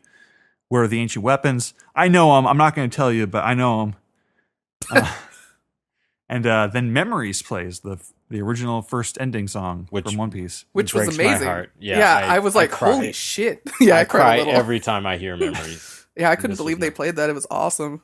And so the Roger Pirates, they're on the final island. We don't really get to see anything of what it looks like because it's all just like this abstract kind of cherry blossom pinkish.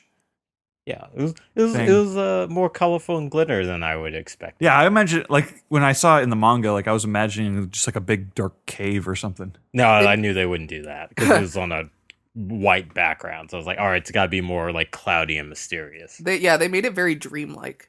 Yeah.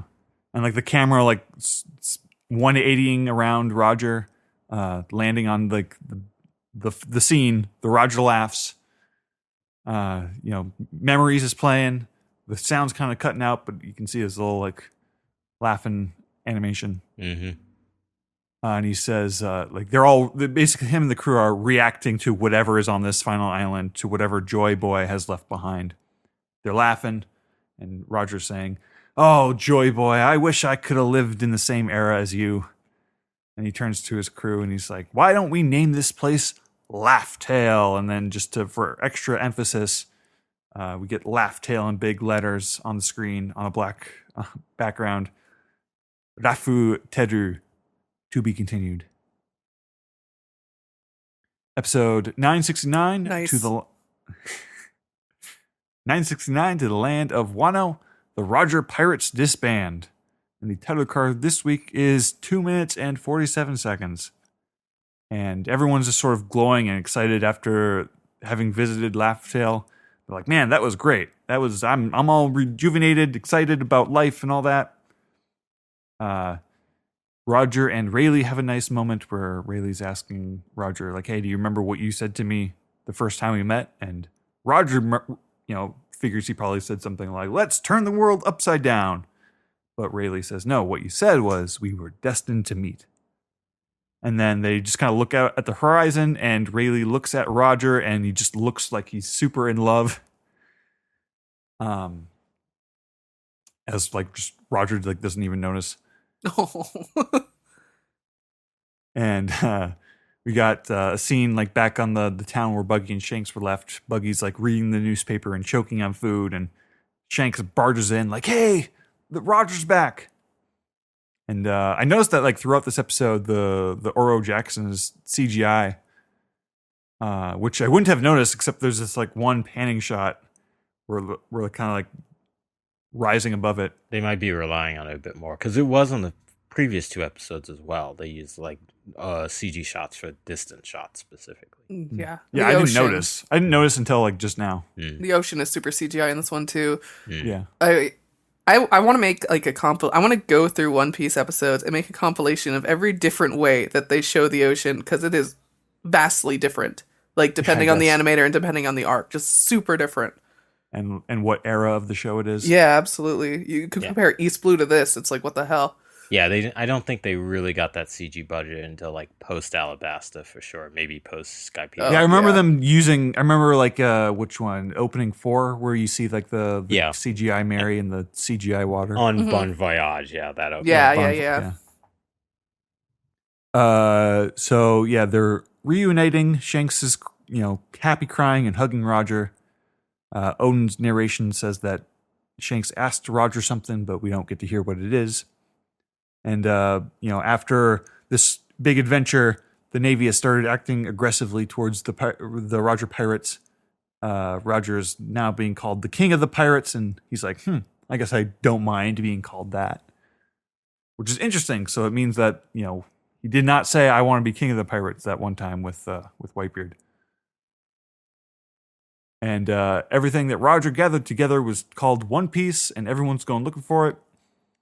And Roger's just talking to his crew. He's like, hey, I've got nothing but gratitude for you guys. And then everyone does the kind of like angry chopper blushing, like flattered, but they can't act flattered. Well, Scoppin does like a Dostoy sumo poses. It was everything about his crew. It's just been great to watch. Like, I don't know how much we're going to get of any of these characters.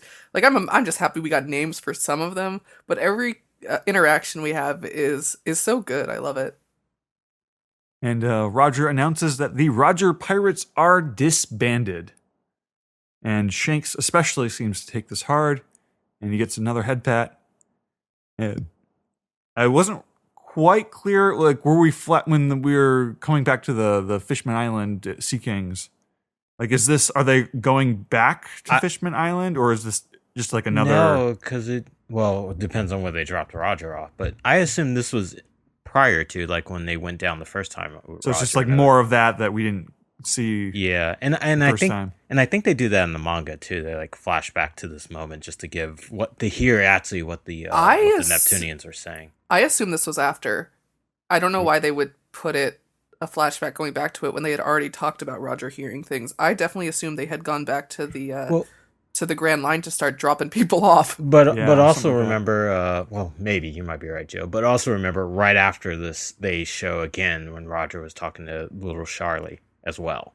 Yeah, that was definitely another flashback. But sure, I wasn't sure if... And I just assumed they were reiterating that point because maybe it's even more important than. Yeah, and then they had to, and then Wano is the new world, and they had to drop Odin off second. So we don't know where Roger was dropped off. Yeah, that's the question. Yeah, he could have been dropped off in paradise. They did not take all the groceries in one turn in one. in one. Can you imagine? Travel. Like, oh shit, we got to go back to Fishman Island again. Yeah. Also, left their phone. Yeah, if they're going to disband and everyone's going to leave, it should be kind of like in turns. Why is Odin so important? Right, like. Like maybe his Fishman crewman was like, just leave me in Fishman Island. Nope, we gotta take Odin first. That was captain's orders. You gotta wait. Well, I guess Odin has a family, so like maybe they're like, they knew it was hard for him to leave him behind. I just wish we had a good timeline of what happened because it's so much of it is just guessing and contextual clues. Yeah, I'm also guessing that they may have dropped him off on the island where he meets Porcas de Rouge. That's Batteria in the South Blue, I think. So, or West Blue. If it's West Blue, then I think the West Blue connects to the New World. Yeah, it does. So they could have dropped them off West Blue across the comm belt. If they could, I don't know. I don't know. Speculating. Do you think that was so? So do you think Roger, the pirates disbanded, Ace was conceived after that? Yes. Yeah. I would. It's so hard to say because he only had a year to live after that or something. Yeah. I can't remember. So it was real quick. I don't know. I don't even know if he met Rouge I imagine Rouge was like a Toki situation. And that she's been on the ship this whole time, just like barely off screen. Yeah, well, we don't know when he met Rouge. It could have been someone he knew even before the Was voyage. there ever a point where Rayleigh said he had met Rouge? Because that's the only thing I could think of. No. So it's very possible that he met her, they boned real quick, and well, the fact that she's a D, it seems like completely unlikely. Even though it's One Piece, it seems unlikely. It's just like, oh, you're a D, I'm a D, let's hook up. Yeah, I can't imagine she's not some kind of badass. Yeah, I can't imagine that she's just well, I mean, Law's parents were doctors. And they were just, I'm not saying doctors aren't badass, but it's not like they're out in the seas. Yeah, maybe Porcas de Rouge was a pirate rival he knew. I would love that. But she could also just be some woman, also a cool woman, but I'm trying to contrive what the Will of D pickup line here is. Well, it's the will of D, obviously. I mean, if Roger knows what the will of D is, and he's like, "Hey, you want to know what the D?" Will- means? Something something double D's. Or will of D's nuts. I mean, Yeah, I want to check out my will of D, and then she's like, "Oh, thank you. I already got one though." It's like, oh, Oh shit! joke's on you. That's what I like. We're fated to be now. yeah. God, if it all ends up being just one massive dick joke, I wouldn't be bad. I wouldn't I'd be still mad. be okay with that. Yeah, I'd be fine. Yeah. Oh, where were we? What happened in our journey? We were dropping Odin off at Wano. Oh, that's all right. Well, first they drop Roger off, and like he has his moment with Rayleigh, and Odin's narration being an unreliable narrator, saying nobody cried. Meanwhile, Aw. we can see everybody's crying. Well, he The couldn't King of tell Pirates. because he was crying. He couldn't see through his tears. Yeah. No one was crying. Something in my eye. We get to the eye catch of the episode, which is Rayleigh training Luffy on Ruskina, and Roger and Rayleigh's meeting. I've loved these eye catchers. They're great. Yep. Odin is back, so they bring Odin back to Wano. He says goodbye to Rayleigh. Starts reuniting with his family. The big hug. There's like in like some woods somewhere. I love tiny Hiyori like waddling up to his knee. Yeah. Like he's like on the ground like hugging Momo and Toki, and Hiyori is just like this. She looks like a bug. Hiyori and Momo are normal sized, which is like I don't know how sizes in One Piece work. Is Momo just gonna get older and become as big as Odin, or is it just Oda? No. I think please. Momo is a case where like if you look on the Viver card binder where you see all the characters by their like canon heights, and like Chopper is like weirdly big compared to how you would think, like it's just because like his proportions just like translate to. I mean, you do post something interesting. There aren't really like big kids outside of like Big Mom when she was a kid. Even though there's like humans of various sizes, it's like kids are kind of like kid size until they're not. It's normally I would say that like Oda does it's just like, oh, you just continuously grow until you reach your height cap, because like Roger was 8'5". No, Dragon's 8'5". I learned that from Steve. Oof, Jesus. But like on the other hand, it looks like some people just shrink when they get old, like Hyogoro or Grandma Nyan. Like, Oh, that happens. yeah, but like Rayleigh is a normal size. Like, I do not understand it. Like, and it bugs me just enough that I wish Oda would explain it. Maybe he might. Who knows? Where was I? So Kinemon and the others show up, and Kinemon welcomes Odin back like rudely. He's like, "Welcome back, bastard!" Like he's just exhausted. He's not even like pretending like he's Dude, okay with. He left Kinemon to take care of his house and his wife and his kids. And he finally comes slinking back. I don't blame Toki Kinemon. she's been like helping citizens out in Curry. She's like a local celebrity now. Everybody loves her. And then the 9 take Odin aside in a room, and they start explaining that Odin's father had died and that now Orochi is the new shogun. And they make Raizo take Momo and Hiyori out of the room because they need to have serious adult talk. And they talk about how Orochi had a laborer executed by Orochi, and then the Akazai 9 went to attack Orochi for that, and then Orochi retaliated by attacking the Kozuki castle, and Momo almost got attacked, but then Toki jumped in the way and got an arrow in her leg. And she's like, "Oh no, don't worry, it's perfectly healed." And then Odin just pulls her kimono up and sees the scar. But then he hugs her and he's like, "Thank you for protecting our child." And then he's like super angry, he's seething, he's mad about Orochi. And his hair is kind of doing that Miyazaki thing where like their hair just kind of stands up, like poofs up a little bit. Yeah, you're right. I saw that, but I didn't connect it with Miyazaki. It was the fact that like, It's all you know, like bristling. it's almost DBZ-ish, but like the fact that there's no like soundtrack to like complement it, like made it and feel the more. fact that's mainly the Miyazaki. hair. Yeah, that's very a Miyazaki trope. You're right. It's like the roots of his hair have like little muscles that are flexing. Yeah, when you get tense. Yeah, it's always, I call it bristling. The hair is bristling. Yeah, it's like Bristling, when your yes. cat just gets like swooped all of a Mhm. sudden. He's like glowing red, and his eyes are white, and he's like, Toki, have you not heard of how I was in the olden days? He's like, I'm gonna go ham on them. You mean no one told Toki about the harem war? Oh, what a shock! And he's instructing the Akazai 9 to protect his family, protect the castle, protect Curry, because he's gonna start slitting some throats. To be continued. And that was the last of the happy episodes of this flashback. It all goes downhill from here. General thoughts on this episode, on these 2 episodes, you guys? I have been living for these flashback episodes. They're so good. They really tug on your heartstrings. The anime's doing a great job animating them, doing a little bit of implied filler.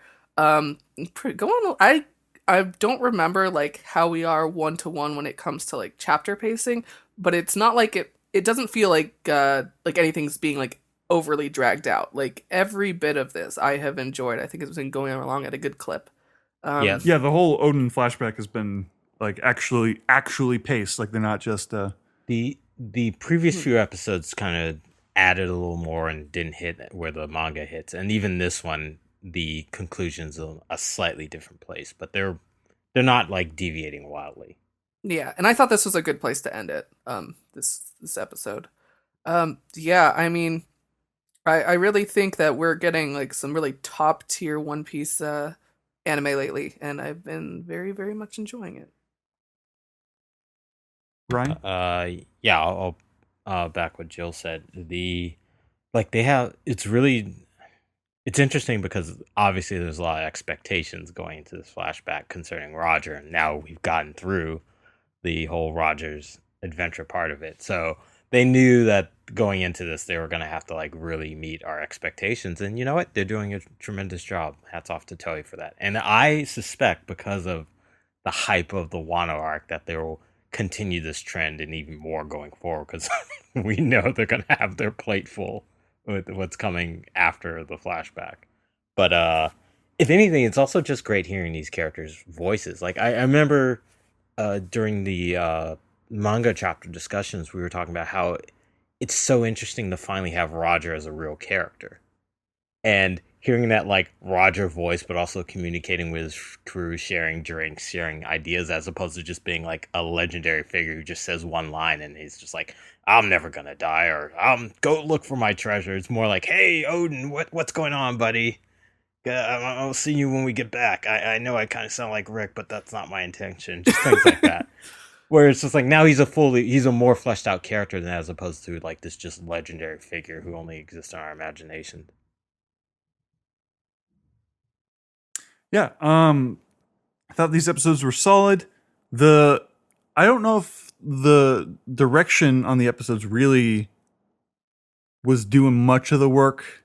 I feel like it's just like the core story and the memories song that really leaves the biggest impression on me. But yeah, I mean, like these episodes are good.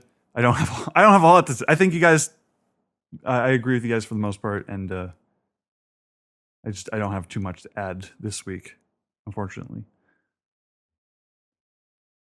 Anything else you guys want to say, or are we ready to move on to the next segment?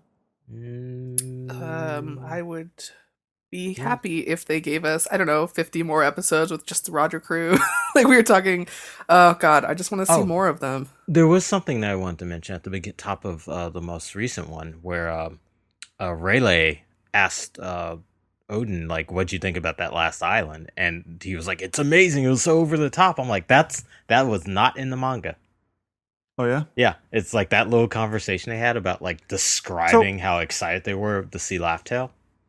I remember before the flashback started, there was some news that that Toei was going to be adding like some significant content to the flashback with like Oda's approval. Mm-hmm. Oh.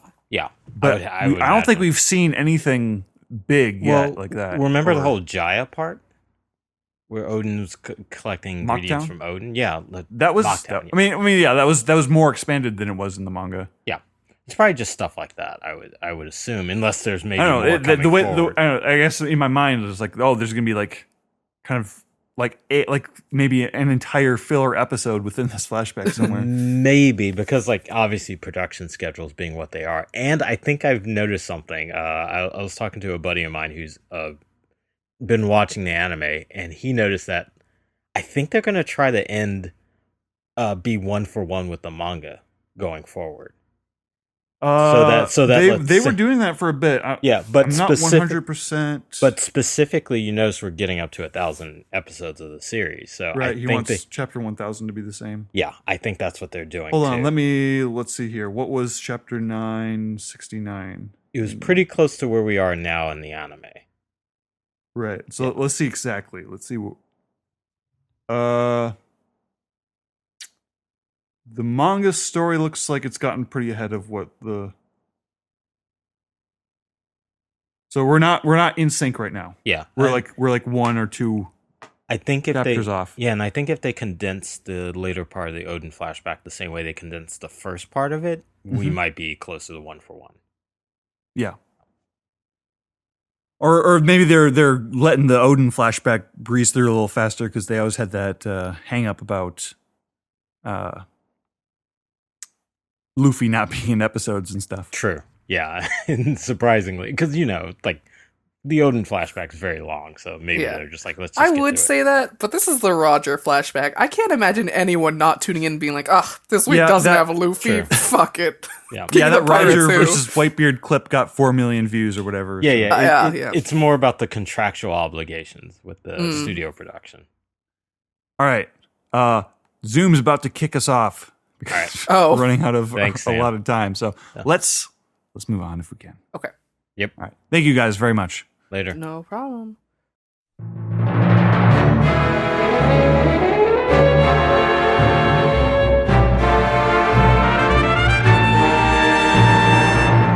This is the Piece Together segment where we take your questions, comments, theories, and then submit them to www.bigpunchies.com, which I need to figure out what we're putting on that website, but we'll figure that out in a minute. First, Ed, it's time for This piece. Yeah, let's take Discord questions from our patrons, like Ralph here. But Ralph's here, so let's take it from other patrons, I assume. Sam, what do we have this week? Our first disc piece comes from Narthon, who says, "Hi, folks. I love all of you, hosts, special guests, regular guests, but I want to point out how great Paula is especially. She is so knowledgeable and well-read, librarian. I vote to have her on more often." We will. Oh, that's great. Yeah, awesome. And when I am away for my paternity leave, Steve and Ed could have her on more often if they like. Oh, so you're the one keeping her off? Yeah, I've been very, very vocal about that. Yes. No, we had her on a bunch recently, and she was just on the Fight Together, and we'll have her on more. I like having variety. It's the spice of something. What's next? Our next disc piece comes from Asura Triple Reverse Eye Patch. God, his name gets more confusing every week. Who says, "Hey, OPP, do you think we'll ever see someone wield more swords than Zoro's 9? We've gotten 0 swords, 1 sword, 2, 3, 4, 6, and 8. Who is going to fill in that 5 and 7 sword style? Is anyone going to get into double-digit swords?" Whitebeard had all those swords stuck in him, and that count as wielding. Oh, oof. That is. What about that guy from Fishman Island, the octopus? Kyozo. Guy? That's 8. That's 8. Yeah. Well, I thought wasn't he holding 2 also? Maybe I have. That Well, wrong. he uses 6 to they walk have and 8. 2 to hold as hands. Yeah. So Gotcha. I don't What if? know. Well, here's a counter question. We've seen one person in this arc who is able to levitate many tarot cards. If Hawkins was able to summon Levitate swords. dozens of swords, Well, would you recant your slander of his character? No. What if he did that, but all the swords were just cards? Kid could magnet wield Does like that a million count as swords. swordsmanship? Kid could Well, magnet wield a million swords. I mean, if he can throw them really fast, they could. Well, still the sword. slice you. Magnets, sword how is do a they tarot work? card, right? The sword is one of the Paper tarot cards. cards. Oh yeah, that's like the. So what if he just? But he's like, okay, I'm gonna throw swords at you now, and he just takes out a bunch of those sword cards and throws the guy? them at him. Yeah, the guy who buys all the swords and then wakes up with all the swords. Yeah, Absolutely Now I'm gonna- twisted with a load of swords. yeah. Actually, on the Whitebeard bit, like I'm imagining somebody like with a bunch of swords jabbed in him, just like waving his like torso around to fight. 80 sword And the truffle style. shuffle. Yeah. Yeah, I wanna And see then he that. just collapses and Truffle dies. shuffle. What's next, Sam? Our next disc piece comes from Big Mike, who says, "Hey OPP Sensei, can Zach's birthday be April 1st, April Fool's Day, because he fools you guys with trivia every episode?" Oh, so this is this is our SBS question. deciding Zach's You know what? canonical birthday. Sure. My canonical birthday could And totally the pun- be April 1st. Not really a pun, but Yes, I get it. I get it. We are only a getting joke. I like how it's SBS your- questions now. Yeah. I like that's your canonical birthday, even though you're a non-fictional character. No, my filler birthday is March 32nd. yeah, that was the birthday of the anime like pre Yeah. Before it got PR, revealed like- in the manga. yeah. So- Ah, yes. or I could do the Parks and Rec joke where it's March 31st, a day that doesn't exist but does. What's the next question? Our next disc piece comes from, "Hey OPP, could someone draw the podcast members in 40 and 60 years? Thanks." Good timeline and bad timeline, of course. So wait, we are So just that- literally Was getting it- SBS questions. Was this edited earlier? Because Yes, Yeah, there's an yeah. edited mark. they wrote 30 and 60, and I saw that, and my response was, I'm over 30 already. Draw me Now, when in- I was in- young. In 40 and 60 years, does that mean like we'd have to draw us like, okay, well, let's wait another 40 years before we draw us Yeah. each other, and then another's, In our 70s I and like our that. 90s. I like that. You could draw what we would look like 70 years from now. Jinbei I is in shave his my 40s, I shave isn't my head, so it's not going to be that interesting. How old is Jinbei? Is he in his 40s? Jinbei? No, I think it's older than that, right? Let me look. I'll look 40s, right now. 50? I mean, I guess Jim- yeah. I'm just thinking about like when Oda gets up to like Jinbei and like Brook, and Yeah. he's gonna have to, Jinbei is 46. That makes me 46. feel super old because he's only 10 years older than me, but he acts like he's 100. He has to do 100. Brooke last because that's going to be such a good punchline. Yes. That yeah, he just looks the same. I'm waiting for that. I did not realize we were so front loaded in April with like awesome birthdays too, because it's Usopp on the first, Jinbei on the second, and Brooke on the third, I think. Oh wait, is the SBS? Yeah. Are those What? SBS drawings like 40 years from the point in the story, or No, it's when they're the 40 characters years. are 40? No, Yeah, I think it's it's when when they they're are 40 40. and 60. Yeah. Right. So, But they're all like 10 years old. Like Luffy's like 11, right? I like in anime years, it's I'm or like manga 15. years. Yeah, so I mean, well, anyway, what's the next question? Our next disc piece comes from Tommy. I'm a common writer. It says, "Hey OPP Dachi, happy 6666." Or that's I just said too many sixes. Happy 666. Truly the most horrific days, and on Easter too. Whisper, whisper, whisper. What do you mean? That was last week. I totally knew that. Aha! It's an April Fool's joke. You see? Whisper, whisper, whisper. Oh, that's over too. Let's start this piece. Too late. It's already started. Get out of here. So this piece is now our SBS. It is just Wow. SBS. How dare you? Yeah. Send in your dick jokes here. I'm sure No. they will. You have to pay to do that though. Yes, that's true. Yeah. We're going to have to change the name of Disc Piece to like Disc BS or something. Dick piece. I like that actually. Go ahead. Our next, we got a lot of disc piece this week. Holy crap! Yeah, I see. Our next disc piece comes from Puppy the Scholar, who says, "Hey, OPP. After today's chapter, how powerful do you think Zoro will get without realizing it? Imagine this: he gets lost on the way to Laugh-Tale and accidentally gets there first, becoming the new king of the pirates." I love that theory. On a completely different note, Steve, it should be called Dis at BS, like this bullshit, and that should be the name of this. Yeah, segment. that's what I said. Ooh. Disc Oh. BS. Oh, Okay. No, sorry, I didn't know it had a double Cover meaning, my so- ass here. Yeah, Copyright 20 Steve minutes of Yurko. 20 minutes of dis BS. 2021. What's that? 20 minutes of. I mean, at the Okay. rate we're going today, I don't think that's happening. Our next disc piece comes from Jay Seymour, who says, "Hey OPP, what a chapter! I think my favorite might be the panel of Law's face after Zoro slices Kaido. He looks like the Pikachu shocked meme." How do you think Kid and Killer will fare against Big Mom? If you had to give them a team up, team attack name, what would it be?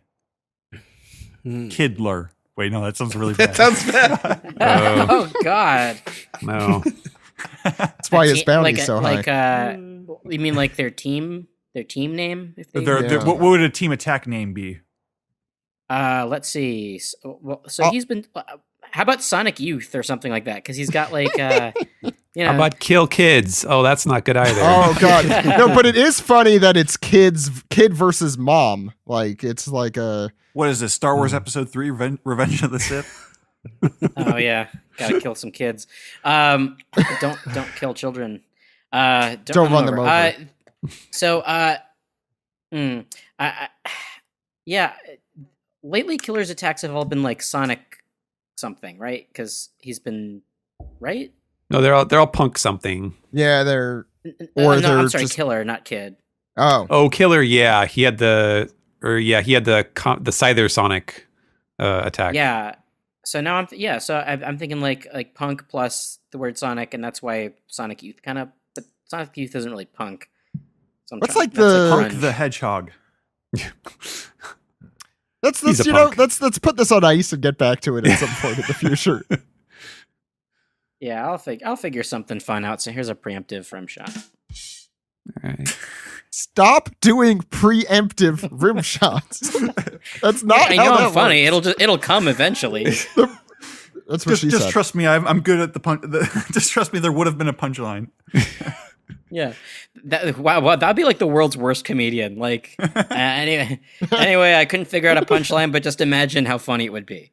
That's what Shanks did at the end of Marineford. He just came up and said, "All right, insert punchline here. Do this for me. It's like Mad Libs.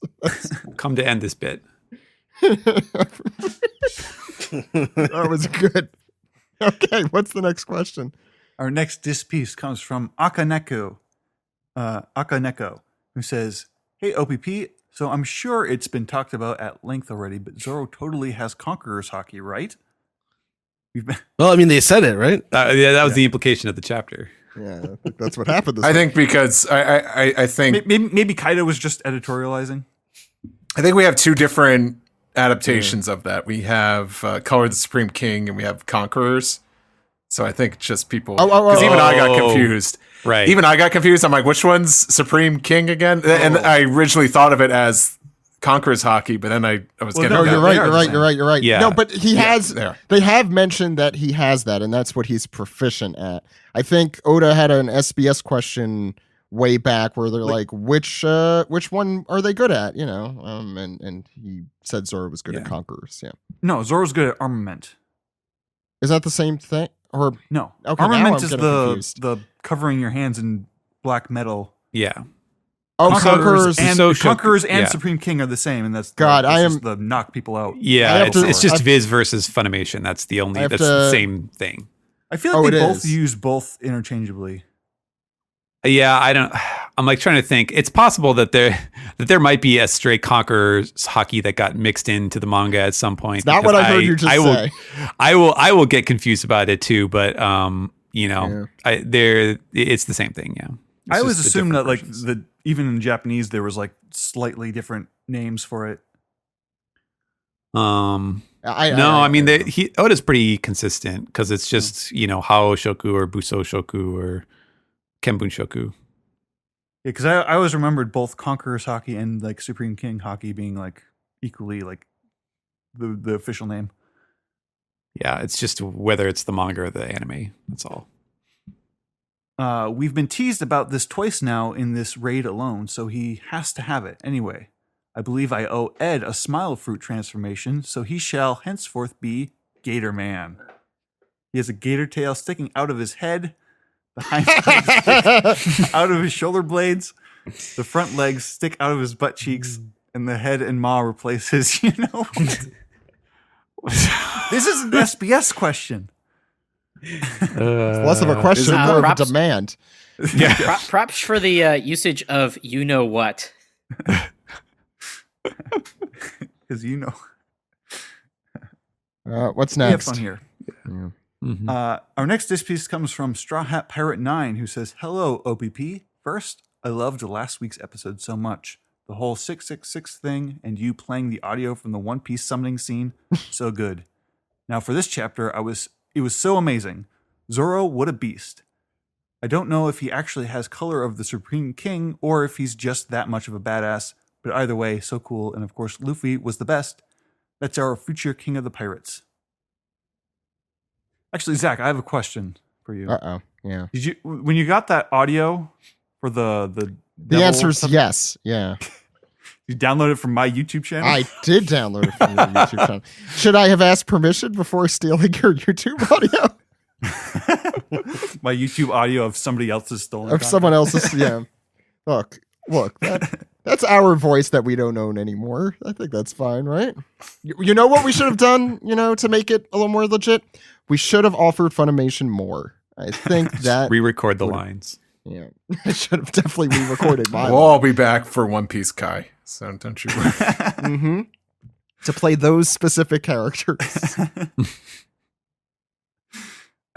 Yeah, what's next, Sam? Our final diss piece comes from OG San, who says, "Wow, I just want to give Monkey D. Luffy his props today.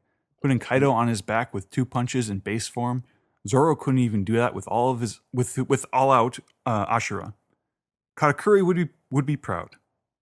I also love that Law is still pulling out new techniques and that this curtain is apparently a hockey shield.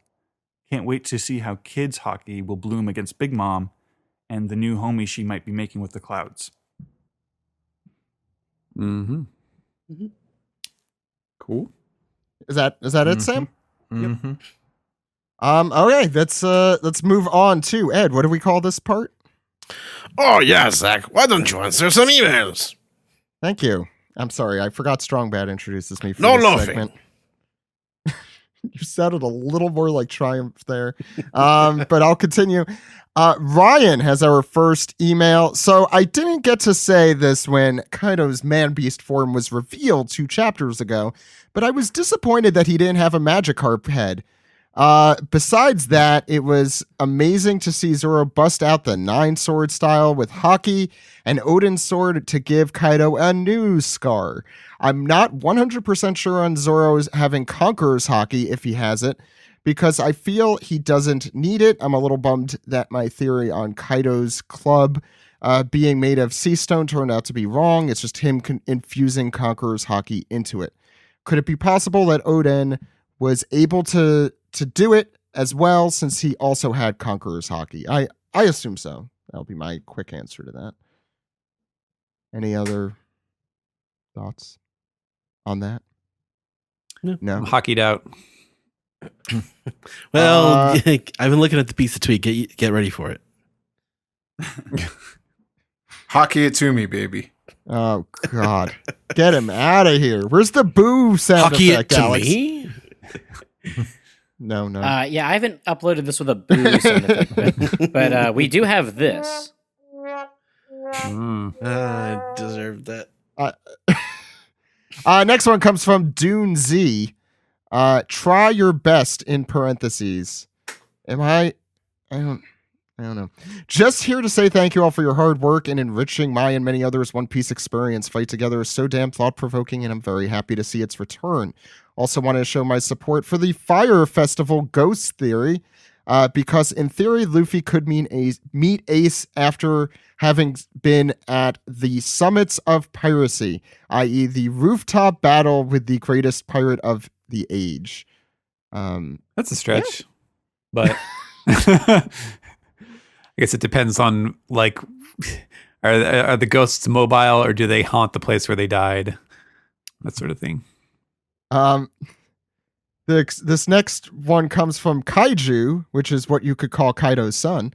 Or the kids could call Kaido son that. Good evening, OPP. Splendid chapter this week. It was great to see Luffy take it to the next level and Zoro show his Supreme King potential. Speaking of potential, I recall Hawkins saying in chapter 913 that he has a card that unlocks hidden potential. Throughout Wano, I've been worried that he would use the card on Luffy in order to beat Kaido, but this chapter seems to debunk this. However, could this card be used to help a soon-to-be resolute Momonosuke become the big bad dragon, trademarked, that stops Onigashima from falling over the capital? Will Hawkins even use this card in this arc? Finally, although I am Twitter this, I feel like Squidward staring through the window looking at everyone with these amazing One Piece tarot cards. Hope there is a reissue. Steve, you did some stuff for that, right? I did, yeah. I did a couple card designs, and I think there potentially will be like an after sale. Yeah, I need to get those, so I hope there is. I think I heard from the people running it themselves saying that there will be, but they're making sure everyone that ordered a set has got one first before they do that. So just saying, Jill follow them I on think Twitter. Jill got it. Did you get it too? Or did you get them? Yeah, you retweeted me. Oh, you're right. I didn't know if you were just showing your designs off. I didn't. Okay. They Zach, look give good me though, the right? You go home. Okay. Go home and be a family man. Maybe in a couple weeks. You have to leave the Lowe's parking lot, Zach. This is gonna be my new favorite bit. I did this to myself. When we all get vaccinated, let's meet up at the last park.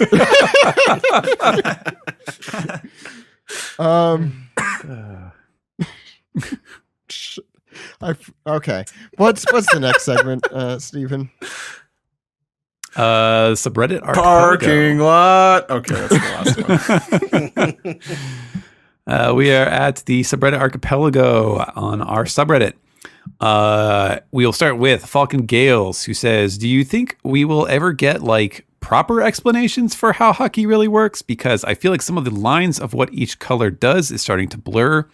I mean, in this chapter, we get the idea that Conqueror's hockey can be infused into other attacks like armament hockey. Thus, this whole time at least, I feel like Oda was telling us Ryuo was an application of armament hockey, but now it feels like it's an application of Conqueror's hockey, which means if the Akazaya samurai have attacks that resemble Oden's Ryuo, then they all possess some level of Conqueror's hockey. See my confusion, or am I reading too much into it?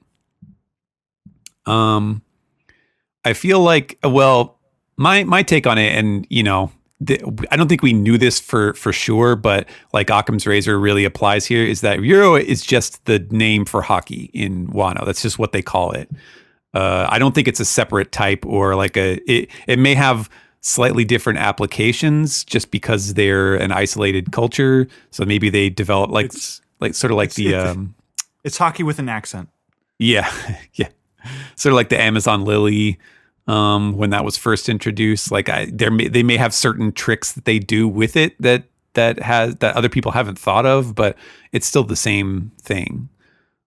So yeah, I don't know. It's I will admit it is very confusing. So we may not have more answers than anyone else, but that much at least I'm pretty sure of about the Ryuo part. Next is Sanji is so kind, who says, what is a more dangerous place for Sanji to be, a gay steel mill or a lesbian bar without a fire exit? Enjoy your death trap, ladies. More like enjoy your death trap, Sanji. Jeez. Well, he wouldn't make it out there alive.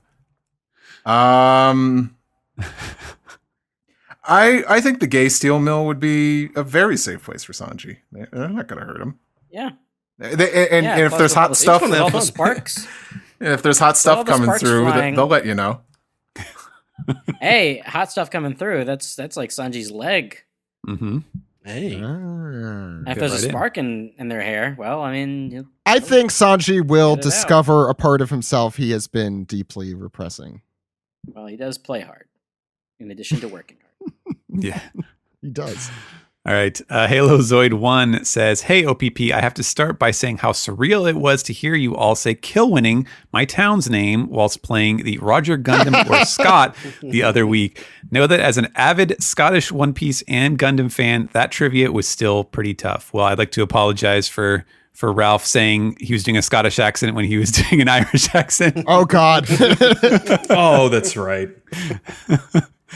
Anyway, with this chapter displaying the ability to imbue color of Supreme King Haki into objects, my question is, what item would you most like to imbue with it? Personally, imbuing an instrument seems like a great way to use it. However, I have bore witness to this through bagpipes, knocking out those with less will in a mile radius.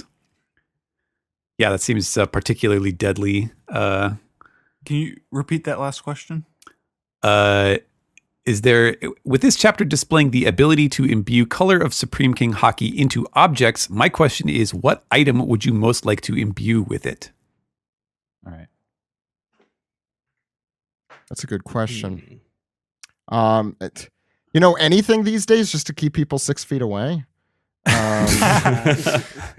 That's your antibacteria shield? That's my antibacterial shield. If I imbued my air fryer with the color of the Supreme King, does that mean my fries will taste even better? Or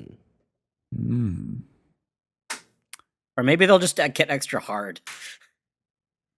Yes. Yeah. They'll just overcook. It's like hot ones. They just get really spicy. This is just like a general, like any item, right? Not Yeah. just like, a weapon. Right. Yeah. Maybe one of my dog's toys so he wouldn't chew through it in 15 minutes. Oh, there you go. Yeah, well, then your dog is just going to imbue color of the Supreme King on its teeth. And then he won't even have anything to chew on at that point. They'll they won't be able to touch the hockey. Yeah, my parents have a pit bull mix that, yeah, you have to give it like the very hardest rubber you possibly can for the chew toy to survive. So that's a good one. Next is from Dan Beecher Art, who says, last week you were discussing if Zoro would upgrade his swords any further and began discussing the Kitetsu swords. Isn't the Gandhi-esque Gorosei the assumed owner of Shodai Kitetsu? And there's a link to the image of him sitting with the sword with a very similar hilt, I would say. German cross. Yeah, the rounded cross. The sword that Gorosei member carries has the same hilt, handle, and braid as Zoro's Sundai Kitetsu, even sharing the same gold clasp on the handle. Do you think this could be Shodai Kitetsu or Kitetsu the First? And do you think Zoro may upgrade to this eventually? Also, Gin, Gaimon, and Johnny/Yosaku, you can only pick one of those three to come back to the story. Which do you choose? I feel like Zoro's got too close of an attachment to his current swords to be swapping them out. That's really tough. Yeah. Mm-hmm. I mean, we say that about all of his swords, though. I guess. I think the only one that will never get swapped out is Watto. Right. Yeah. As for the other thing, Gaimon, Gaimon. Yeah, especially because if you could have Gaimon come back and specifically say Gin and Johnny and Yosaku are dead, so that they could never come back, that would be even better because just people would be so mad about it. And then Zoro would have to avenge them like that, like the Battle of the Shire after the end of The Lord of the Rings. Okay. Well, I don't know if Gaimon would come back. He's got a sweetheart. He's having a good time. Yeah. If tried to imagine them having a kid with the baby come in a tiny little manger box too. Probably a beer mug. I love that. That's adorable. That's great. In all seriousness, I think I would like to see Gin come back, and this is of course at the top of my mind since recently Steve and I had watched the 4Kids Barati arc. God, 4Kids has poisoned my brain. I think it'd be fun to see Gin come back in some sort of way, shape, or form. Right? Yeah. Wait, who's not Geen? Gin. Ooh. Quite a turnaround. quite an answer, I should say. Let's move on to Blunt Shakespeare, who says, 1010 feels like the best Wano chapter yet. Zoro and Luffy with the Conqueror's Haki, Law tanking a Bagua, and a post-time skip Ashura. But I'm still wondering if Momo, upon seeing his dad's boobs, will flinch or be like, Dad, put those away. No, but in all seriousness, where in the world is Caribou San Diego and Sanj Man? Also, despite the tremendous growth shown recently, I still feel Zoro needs some sort of victory or epic Thriller Bark type moment. Does he still get one? Oh, he's going down below. I think he's going to get some kind of fight. Yeah. He will recover enough to fight someone. A fight with basically anybody else at this point would be trivially easy for him, considering granted, he's been handicapped at this point from taking so much damage, but there's nobody else who's strong enough really to fight with him. Maybe. Yeah, just give one of the smile users. Just give him an easy one. Take out all the numbers or something. Yeah. Sorry. Well, I just wanted to quickly ask. Never mind. I was going to quickly ask Ed one thing, which I forgot to ask earlier. But in regards to Zoro, do you think he's been humbled enough quite yet? Because I know you've been championing him to get humbled for a while now.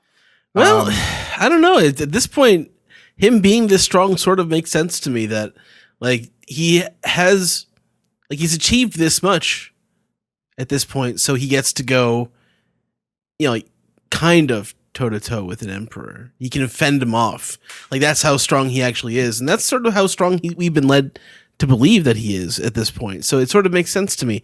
So I feel like that moment is still off in the future. Yeah, you're familiar with the term looking strong in defeat? That's Zoro right there. Right, yeah. If you look at it from Zoro's, not from the fan perspective, but from Zoro's perspective, he leads up to that by saying this is the best thing I can do. If this doesn't work, we die. Yeah. And then, he's like, oh, damn, I was at least trying to knock you off your feet. And Kaido's still standing there. He's like, no, you're going to leave a mark. But that Zoro talked a big game leading up to that.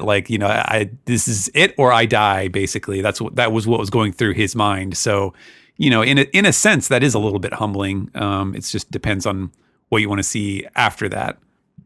Yeah, I think Zoro does have a pretty, there's cockiness that comes from overestimating yourself, and then there's cockiness that comes from correctly estimating yourself.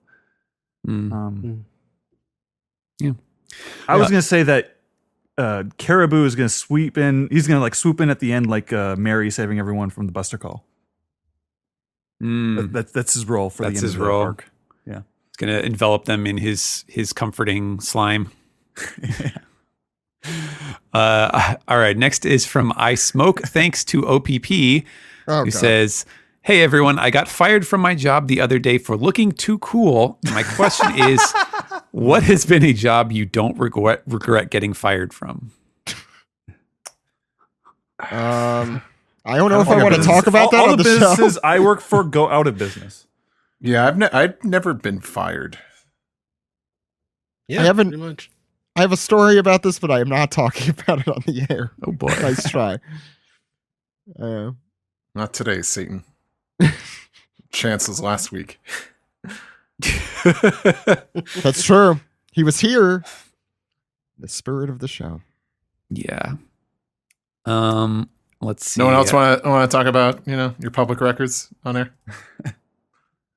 I've never been fired. Oh, wow. I don't know why it was so funny that you've never been fired. That's wrong button. Someone should fire Alex. I hope I got fired for that blunder. Yep. Let's see. We've been talking about hockey a lot. Are there any more here? We've talked the talk, but can we hawk the hawk? Let's go. I'm going to read the last one here, and that is from J Tonic Sonic, who says, "Reading this week's chapter has got me curious about something. How is Laboon supposed to compete with this? Will we find out that Laboon also has advanced Conqueror's Haki, or will he get punched to the moon to chill with Eneru? I found this discussion on the One Piece subreddit and thought I should ask you guys. What's this about Laboon having hockey? Because he's Luffy's rival. Yeah, they got to fight someday. Yeah, they got to fight. I'm gonna be the one to say it. Laboon does not stand a chance. Yeah, but what if he did though? What, Laboon's had 2 years to train. That's true. What if- Maybe he'll talk just about eat it. him. Let's be honest. We haven't had like a full array of like feats of strength from Laboon. We can't like properly power scale him yet. He's been training. He's been busting his ass against a continent for decades of He's time. been fighting a goddamn mountain. Yeah. I'm just gonna say Laboon takes Luffy easy. Mm-hmm. Yep. Okay. Laboon That's is Pirate King level. All right. He's the way. Oh, Ed. Sorry, it's it. So it's time to. Peace the tweet.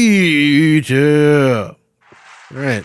It's time to piece the tweet. First one comes from PDX Anime, who says, Chapter 1010's Titanic title touts the thoroughly thunderous thrashing that takes terrific timing. Therefore, 1010 takes the top tier. Thanks. You're welcome. Yes. That was pretty good. Yeah, prodigiously perfect. Anyway, next one comes from OP Treasure Cruise Dump, who says, I really made an attempt to avoid getting spoiled this week, and what do you know? I get spoiled by someone's fan art minutes before the release. It sucks when there are talented happening. artists who don't follow the official release, but worse, have no problem spoiling others. So, and he wanted to add, imagine being a fishman and having a Zoan devil fruit modeled after the same type of fish you were. That would be a pretty cool joke. That's good. All right. I hope Oda uses that someday. Me too. Eric Sorensen writes in to say, not to unironically be the Zoro's eye guy, but Oda made a very deliberate moves to block his left eye this week. So, yeah, there is that's another mystery of Zoro. What's up with the eye? I think he tripped and fell and. I don't know Fell on a when we'll. fork. I don't know when we'll get that mystery solved. I feel like Oda's really holding out to get to that. Yeah. I think it'd be super funny if Mihawk instituted some sort of Three Stooges training, and Zoro didn't know to put your palm in between your eyes in order to block the eye poke. Not to be Mr. Conspiracy Theory here, but Law's left eye is hidden in this chapter too. Fun. Except for on like page 1. So I guess he's Trafalgar Left Eye Lopez. Oh, that is good. That's a good one. What's the next question, Ed? Next one comes from Business San, who says, I'm so surprised Kid willingly gave up his chance to fight Kaido like that. Maybe he assumes he'll get to finish him off once he's done with Big Mom. Do you think there's anyone left for Zoro and or Law to fight? I'm hoping for Zoro versus King still. Yeah, well, I think that's where it's going. Yeah, At we least, got like- the headliners. We got Big Mom. Yeah, at least Zoro versus King, I could see happening. Yeah, King's not fighting anyone except for Marco, right? Yeah, because I think Yeah. it's gonna be Sanji and Jack. That's what it's looking like. Comment on the last question. Just one more, Steven. Hopefully you approve. Don't go chasing water laws. Oh, That's very good. good. Very good. Thank you. Thank you. There's something about Thank you. the laugh track that just makes the joke seem so much worse. Yeah, it sounds like the crowd's in pain. It's not Like good. it sounds. Okay, what's next? Okay, next one comes from our very own Adil, who writes in to say, does that imply that Zoro has potential to use Conqueror's Haki in the future and he's unaware of it? Or was Kaido simply commenting on Asura's sheer power matching with that of Conqueror's Haki? I think based on the lightning, I think he has it. Like, he may not be aware of it, but he has it in him. Also, that I think that would be a really weird misdirect for Oda to do, to have a character be like, wait, do you have it? And then be like, oh, wait, no, you don't. Because there's no way we can tell, like, independently. Right. So I feel like that's a very strong hint in that direction. Yeah, Yeah. Zoro trying to figure out like, is this Conqueror's hockey or is this me being strong? Is this allergies or COVID? Yeah. Is it poop or a fart? I mean, Oh, in God, Conqueror's hopefully hockey, just the latter. it's basically just the result of you being just a strong dude who will never give up. Yeah. What was I gonna say? I had a comment, but now I lost it. Okay, what's the next question, Ed? Usopp the Great writes in to say, so Big Mom is not going to be out for any time, and Kaido is about to have his clock cleaned. I hope Zeus teams up with Nami again to give her a power boost. I'm liking the team efforts better than the one-on-ones that we usually get. So, yeah, and I think we're going back under the dome for next week, so. Yeah, I agree with that. We'll see. Pao Hultini writes in to say, I love Zoro. Do you guys love Zoro? Such a great chapter. Yep. Sounds like pandering. But yes, I mean, he's right. Yeah. Zoro is the man. Zoro's cool at yahoo.com. Okay, I'm not buying that email address. Yo, Also, you don't need to buy it. I'm going to send you an email chain, Sam. If you don't send it to 10 other people, you'll be cursed. Bloody Mary will kill you. They're killing Yahoo Answers, so how are we going to know whether Zoro is cool? I guess we'll have to ask that one 13-year-old you guys are so obsessed about. Maybe that's how he came to Twitter. He through Yahoo Answers. What's the next question, Ed? I think Zoro should beat everybody. Nick Fridge writes in to say, in Greek mythology, Prometheus was punished by Zeus for giving the knowledge of fire to humanity. Maybe Big Mom's Prometheus will betray her. Betrayal has been a big theme this arc and reveals Zeus's weakness to the Straw Hats. I think several. I think Vero and someone else mentioned how great the dynamic is with Big Mom and her family, and how there's just like a lot of deceit and betrayal, and like no one trusts each other and everyone backstabs each other. So sure is the answer to that question. Steve, sorry I cut you off here. I like the thought of attributing like any qualities of the mythical Zeus to this Zeus. Okay. Zeus was always high. He gets a great big bushy beard. Turns into a swan at one point. And he's lecherous. He's always horny. Zeus, yes. Big horny cloud. Yeah. It'll turn into an eagle just to do it. All right. Next Look at one. that. Gray Blanket 1 says, how long until Luffy and his newfound hockey application clash with and it splits the sky like it did when Shanks and Whitebeard and Kaido and Big Mom did? I think this will be the moment Luffy will be recognized as the true emperor to the world and to the community, I guess. Well, I sort of feel it already, and I think the anime is going to have an opportunity to do something really cool with this. So, somebody mentioned earlier, like maybe that's why the clouds are forming in the fight right now, is because that moment's going to happen. Which I would love. I think that would be a really cool idea. And also that being the moment where Luffy is now like an official emperor and not not an emperor by... Yeah, and I mean, if you think about it, like this, what we saw in this chapter was like a one-sided, like Luffy was getting the best of Kaido. So once they're going one-on-one and they have that moment, that's when it would be, when they're equally going against each other, that would be when you would see the cloud split sort of effect. Yeah. Yep. All right. Next one comes from. It's going to be so cool. It is. I'm very excited. Comes from Gabe Ruiz, who says, so is Blackbeard going to do his opportunist thing and kill Kaido when weakened, or one of the warlords after fighting Marines for a devil fruit? Don't think it's Big Mom, because Oda wants to give Zeus to Nami permanently, and if she dies, he dies. So, I mean, we've been saying the Blackbeard thing for a long time now. As like an idea that could happen. I don't think we're like certain about it. But my gut says Blackbeard's going to marry Joa. Probably Blackbeard's going to do something because he was introduced here during one of the intermissions. We know he's like on the move to somewhere. He's got some plan. He's gonna. Yeah, I'm sure it won't be good. Blackbeard's taking the crew to the Cheesecake Factory tonight. Not the Lowe's. I'm 100% on board with the, Blackbeard needs 3 fruits and one of them has to be a Zoan too. But I don't think that Oda would use it, like have him get a fruit that we've just seen Luffy beat. Like, if he beats Kaido and then Blackbeard takes the fruit, well, you're going to see more dragon powers again from the same, fruit. And that's basically just a repeat of what Blackbeard did in Marineford, where he just showed up, took a fruit, and left. I mean, that sounds like a very Blackbeard thing to do, though. Just like, hey, I'm gonna cheap your asses. Like, that's like the thing he does. This entire arc, it's mine now. Blurg. Yeah, but I think it works with Whitebeard because like we liked Whitebeard, like he was a quote unquote good guy for the most part, and then he takes it and it's like, oh no, this is way worse now when it's used against characters we like. Oh, true that. Yeah. And Whitebeard didn't really have like a one-on-one equal in Marineford. Yeah. No, he definitely did not. He had to get stabbed by 80 swords. He never even got to use 80 sword style. Yeah. So I think we talked about this on the podcast like a long time ago. Like Blackbeard would be so cool with a lion fruit, like with his like braided beard. Yeah. Mm. Yeah. It's possible. What's next, Ed? Okay. Next one coming from, let's see.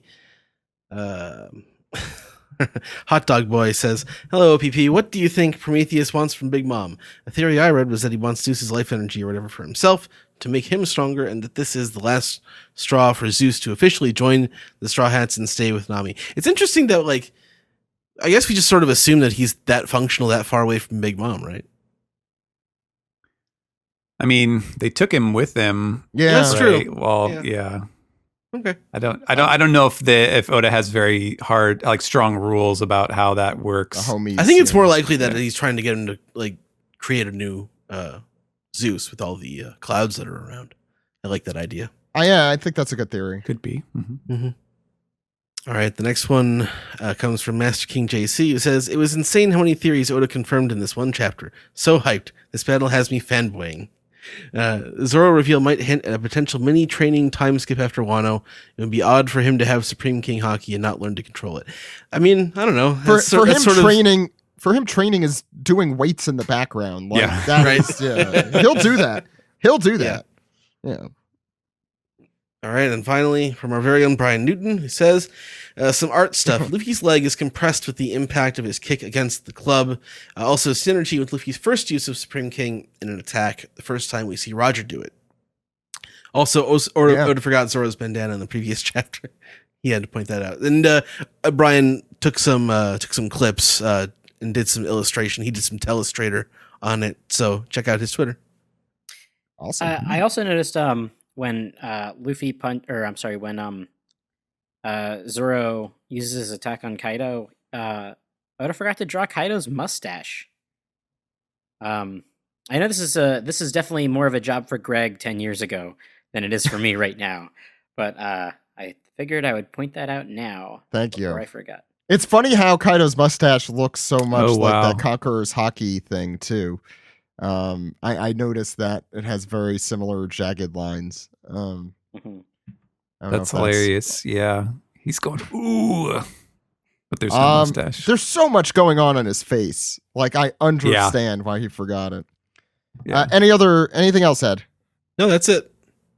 So I have been working secretly on today's trivia, which I am taking another page from David Bednar. We're going to do some Portmanteau D Ace in a moment. But let's round off. All right.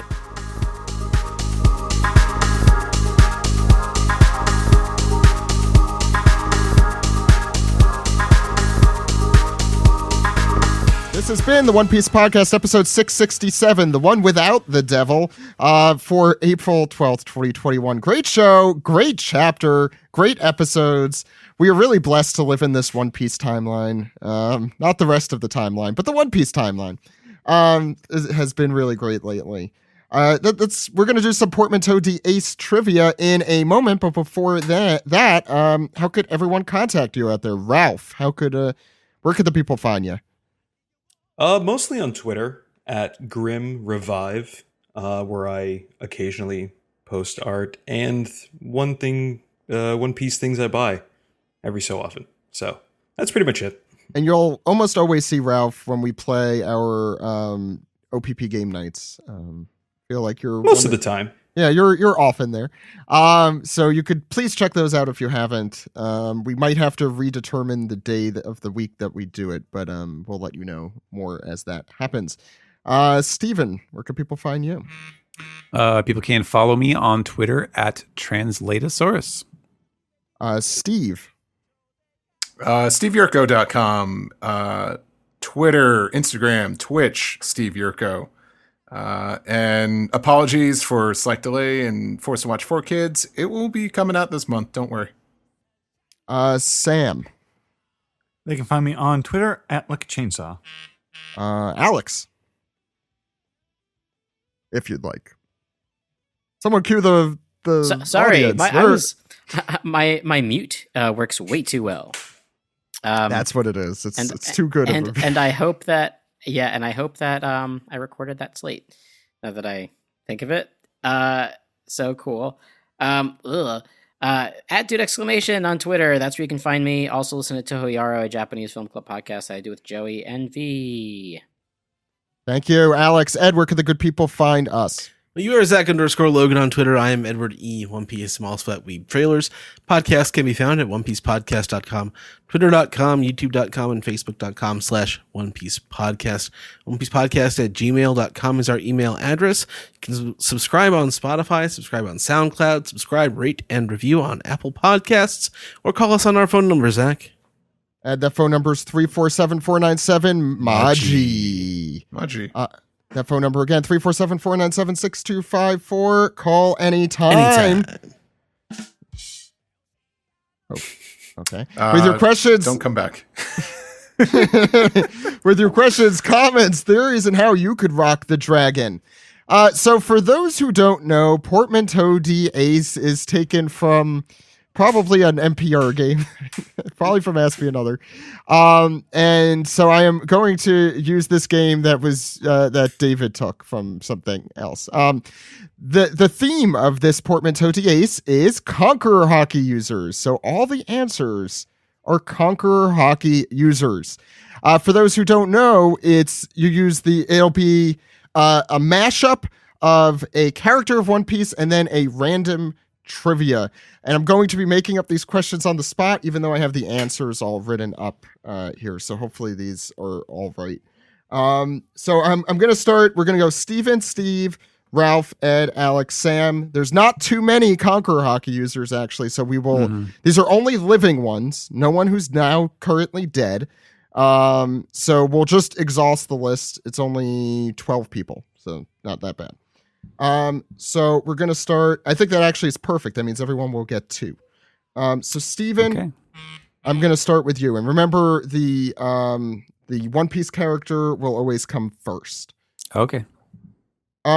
He's not just going to be king of the pirates. He also might say this when he's king of the giants.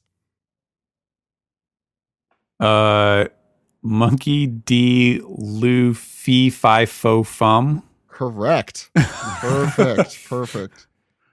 Ooh, I had to think about that one. Okay. Steve. Seeing which one I want to give you here. Oh, here we go. This character doesn't just love bird cages. He also loves racing in the original Japanese version of his show. Don Quixote do Flamingo go. What was it? Kind of. You're almost there.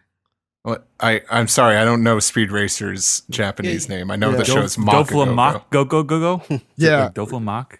That's terrible. That's terrible. Yeah, that was it. It was a good pun. Don Quixote do Flamaco go. It was a great pun. Give me the audience reaction here. Oh, Alex. I'm sorry. I'm sorry. I'm pronouncing do flamingo the entire time. It's do flamango. Do flamac go. It's mock, like speed. Joey and I just did a Speed Racer podcast this week. This is surreptitious. Nice. Oh, wow. Jealous. Ralph. You ready? Yes. Okay. This character didn't just fight in the Colosseum. He also stars in the third of this trilogy, way worse than the original Steven Spielberg film?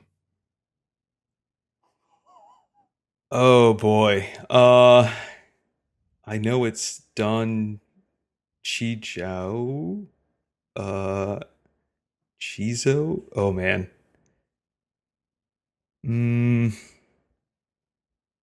I'll jump ball it if you want to, but I'll give you a little time if you need it. Repeat the question. Yeah. So this character who fights in the Colosseum is also known for his third installment in this trilogy, the first by Steven Spielberg. This one, not quite as good. But it is known for popping out at you. I'll give you that. Oh, Popping out. I know what this is. I'm gonna go say jump ball it.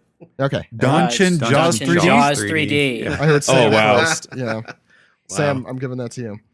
Although I will say that you calling it a trilogy is kind of bullshit because there's Yeah. No, I said the third Yeah, installment I meant the third installment of a series because there's way more than 3. Yeah. I'm sorry. That was my there's 4 Jaws movies. right. Yeah. Yes. Fourth right. being Jaws: The Revenge. Yes. I was thinking of doing that one, but I thought the 3D one. Okay, so we have Don Chin this- Jaws the Revenge. So we have Luffy, we have Doflamingo, we have Don Chin Zhao. Ed. Okay. You ready? Sure. All right. This Dark King isn't just famous for being an expert swordsman, but also a former U.S. Marine who assassinated a president. Silver's Rayleigh Harvey Oswald. Yes. I like that one. Very, that one's just for me. That's why I gave it to you. I'm trying allegedly assassinated a Oh, president. I'm sorry. Otherwise, Allegedly. His family will start coming after. Otherwise, it would be like Dirk King Rayleigh. Thank you very much, Rayleigh, Jack Rubenstein. Yeah, I was going to say the grassy knoll. Something grassy knoll. I don't know. All right, here we go. Alex. This Whole Cake Island resident isn't just tall. He's also a resident of Homer Simpson's famous favorite country in South America. Okay. So, it's a Katakuri Island resident. You are gay. I know that. That's his favorite country, right? Mario Galaxy? Let's see here. Was Mr. Gay. Mr. Oh, Gay. I'm sorry. You are gay. Mr. Gay is my father. Yeah. Now I just have to remember who went, like, how many people in No. You're thinking too much. You have both pieces. Just put them together. Katakuri. No. This one's a little forced, but you could do it. Oh, I see. Katakuri.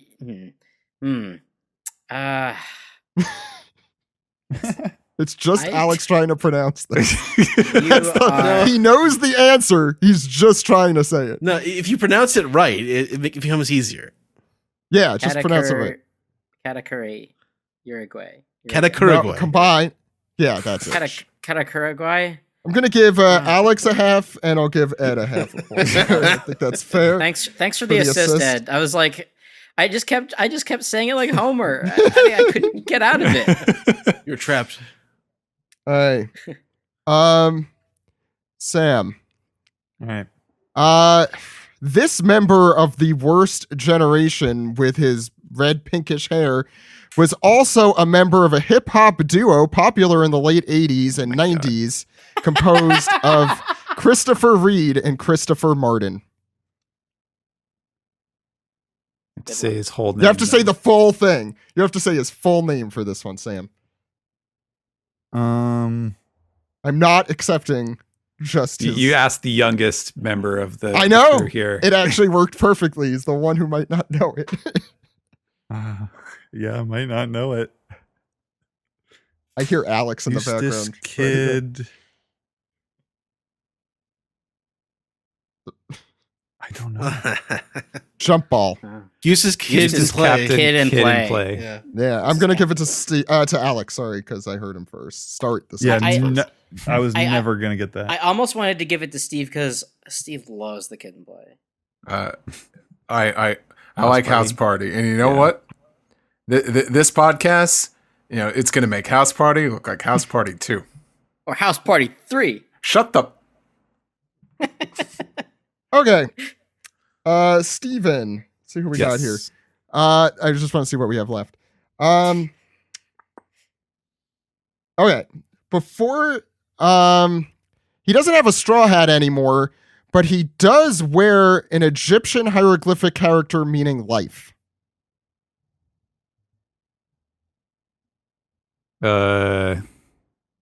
Is it red hair Shank? Yes. Perfect. Wow. Well done. That was a really hard one. That was Otum Shank. Steve, this one's just for you. Ready? I should be. It's for me. He's no longer the fleet animal. He's no longer the fleet admiral. But Dalmatian. He's no longer the fleet admiral, but he was a stand user in part 4 of JoJo. Oh, who are you talking to? Oh, Sengoku Yasu? Yes, correct. Good job, Steve. Boy, I'm really glad that one was for Steve. Yeah, I would not have known that. Wait, when did Sengoku use Conqueror's Haki? I don't know. I am trusting One Piece Wiki here, so you could blame them if they are wrong. Is that a Viva card detail, maybe? I don't know. Oh, it might be. Ralph. Forward all inquiries. When to did One Piece when did Wiki. Okuyasu learn the Conqueror's Spirit? Yeah. When did he have Conqueror's Haki? Ralph. In this chapter, he used 9 swords, but you may know him better as a building with a circular ground plan. So it's sometimes covered with a dome. Ooh. Well, I know the person. Yeah. Roronoa Zoro Coliseum? Is Roronoa Zoro Roman Coliseum? Zorotunda. I'll call it. Yep. Zorotunda. You got it, Ed. That's it. All right. The Did he Roronoa win? Would not have gotten Zorotunda. that. Yeah. Is there more? No, that was the whole thing. Okay. No, I mean, there's more questions. Oh, okay, cool. No, we have 12 people total. These are everyone who we know who is alive who has Conqueror's Haki. Ed. So let's start digging up the dead ones. Ed, you are next. You Oh, ready? Okay. Here, wait, I just need to find. Oh, I forgot about this one. Okay. When she's not ruling over her many islands, she also has this website which helps people network for jobs. Charlotte LinkedIn. Sure, I'll take that. Charlotte Lynn Lynn LinkedIn. LinkedIn. Okay. I'll give it to you though. We have 2 more left, so we're almost through. Let's go. These I have to give this one. It might be too easy for Alex. All right. Let's go for it. There's only 2 left. Yeah, Alex. This is just fun. Yeah, Alex. This warlord or former—they're all former warlords now. But this Of course warlord they of the sea. Oh, I'm sorry. I'm sorry. That's not the one I want to do. I want to do this one. Sorry. This multiple horned individual that was definitely in this chapter loves quoting Yoda with this specific line. Oh. He loves quoting Yoda with this specific line. So the line is part of it, right? Yes, just say the whole thing. You're saying the name and you go straight into the line. Try or try not. Do or Kai do not. There is no try. There you go. Perfect. Even better, even more than I needed there. Sam, you get the last one. Oh boy. This is my least favorite. Of all your children, this is your least No, favorite. it's just not as funny as the rest of them. You don't care for this one. This I don't care for this character. No, this warlord is is famous for her island of women. Sorry. This warlord is famous for her island of women and this way that she sells items in the marketplace. Maybe that'll help. Boahan.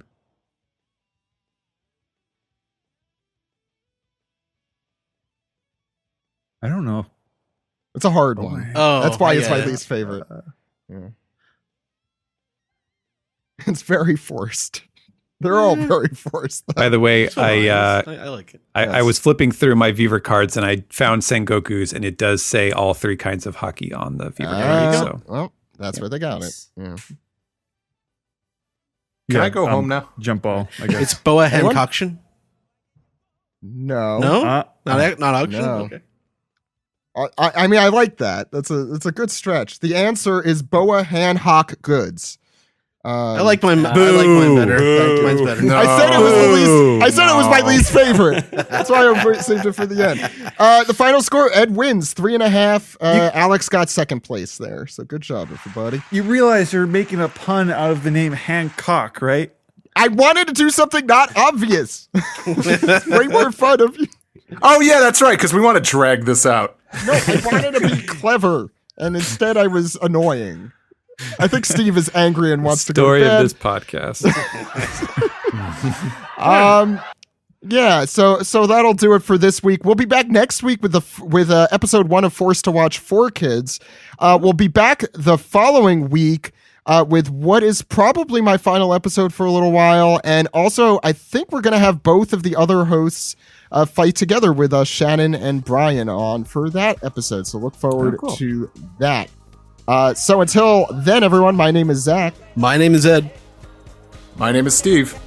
And my name is Alex. And we'll see you later, everyone. Goodbye. Goodbye. Bye. Bye.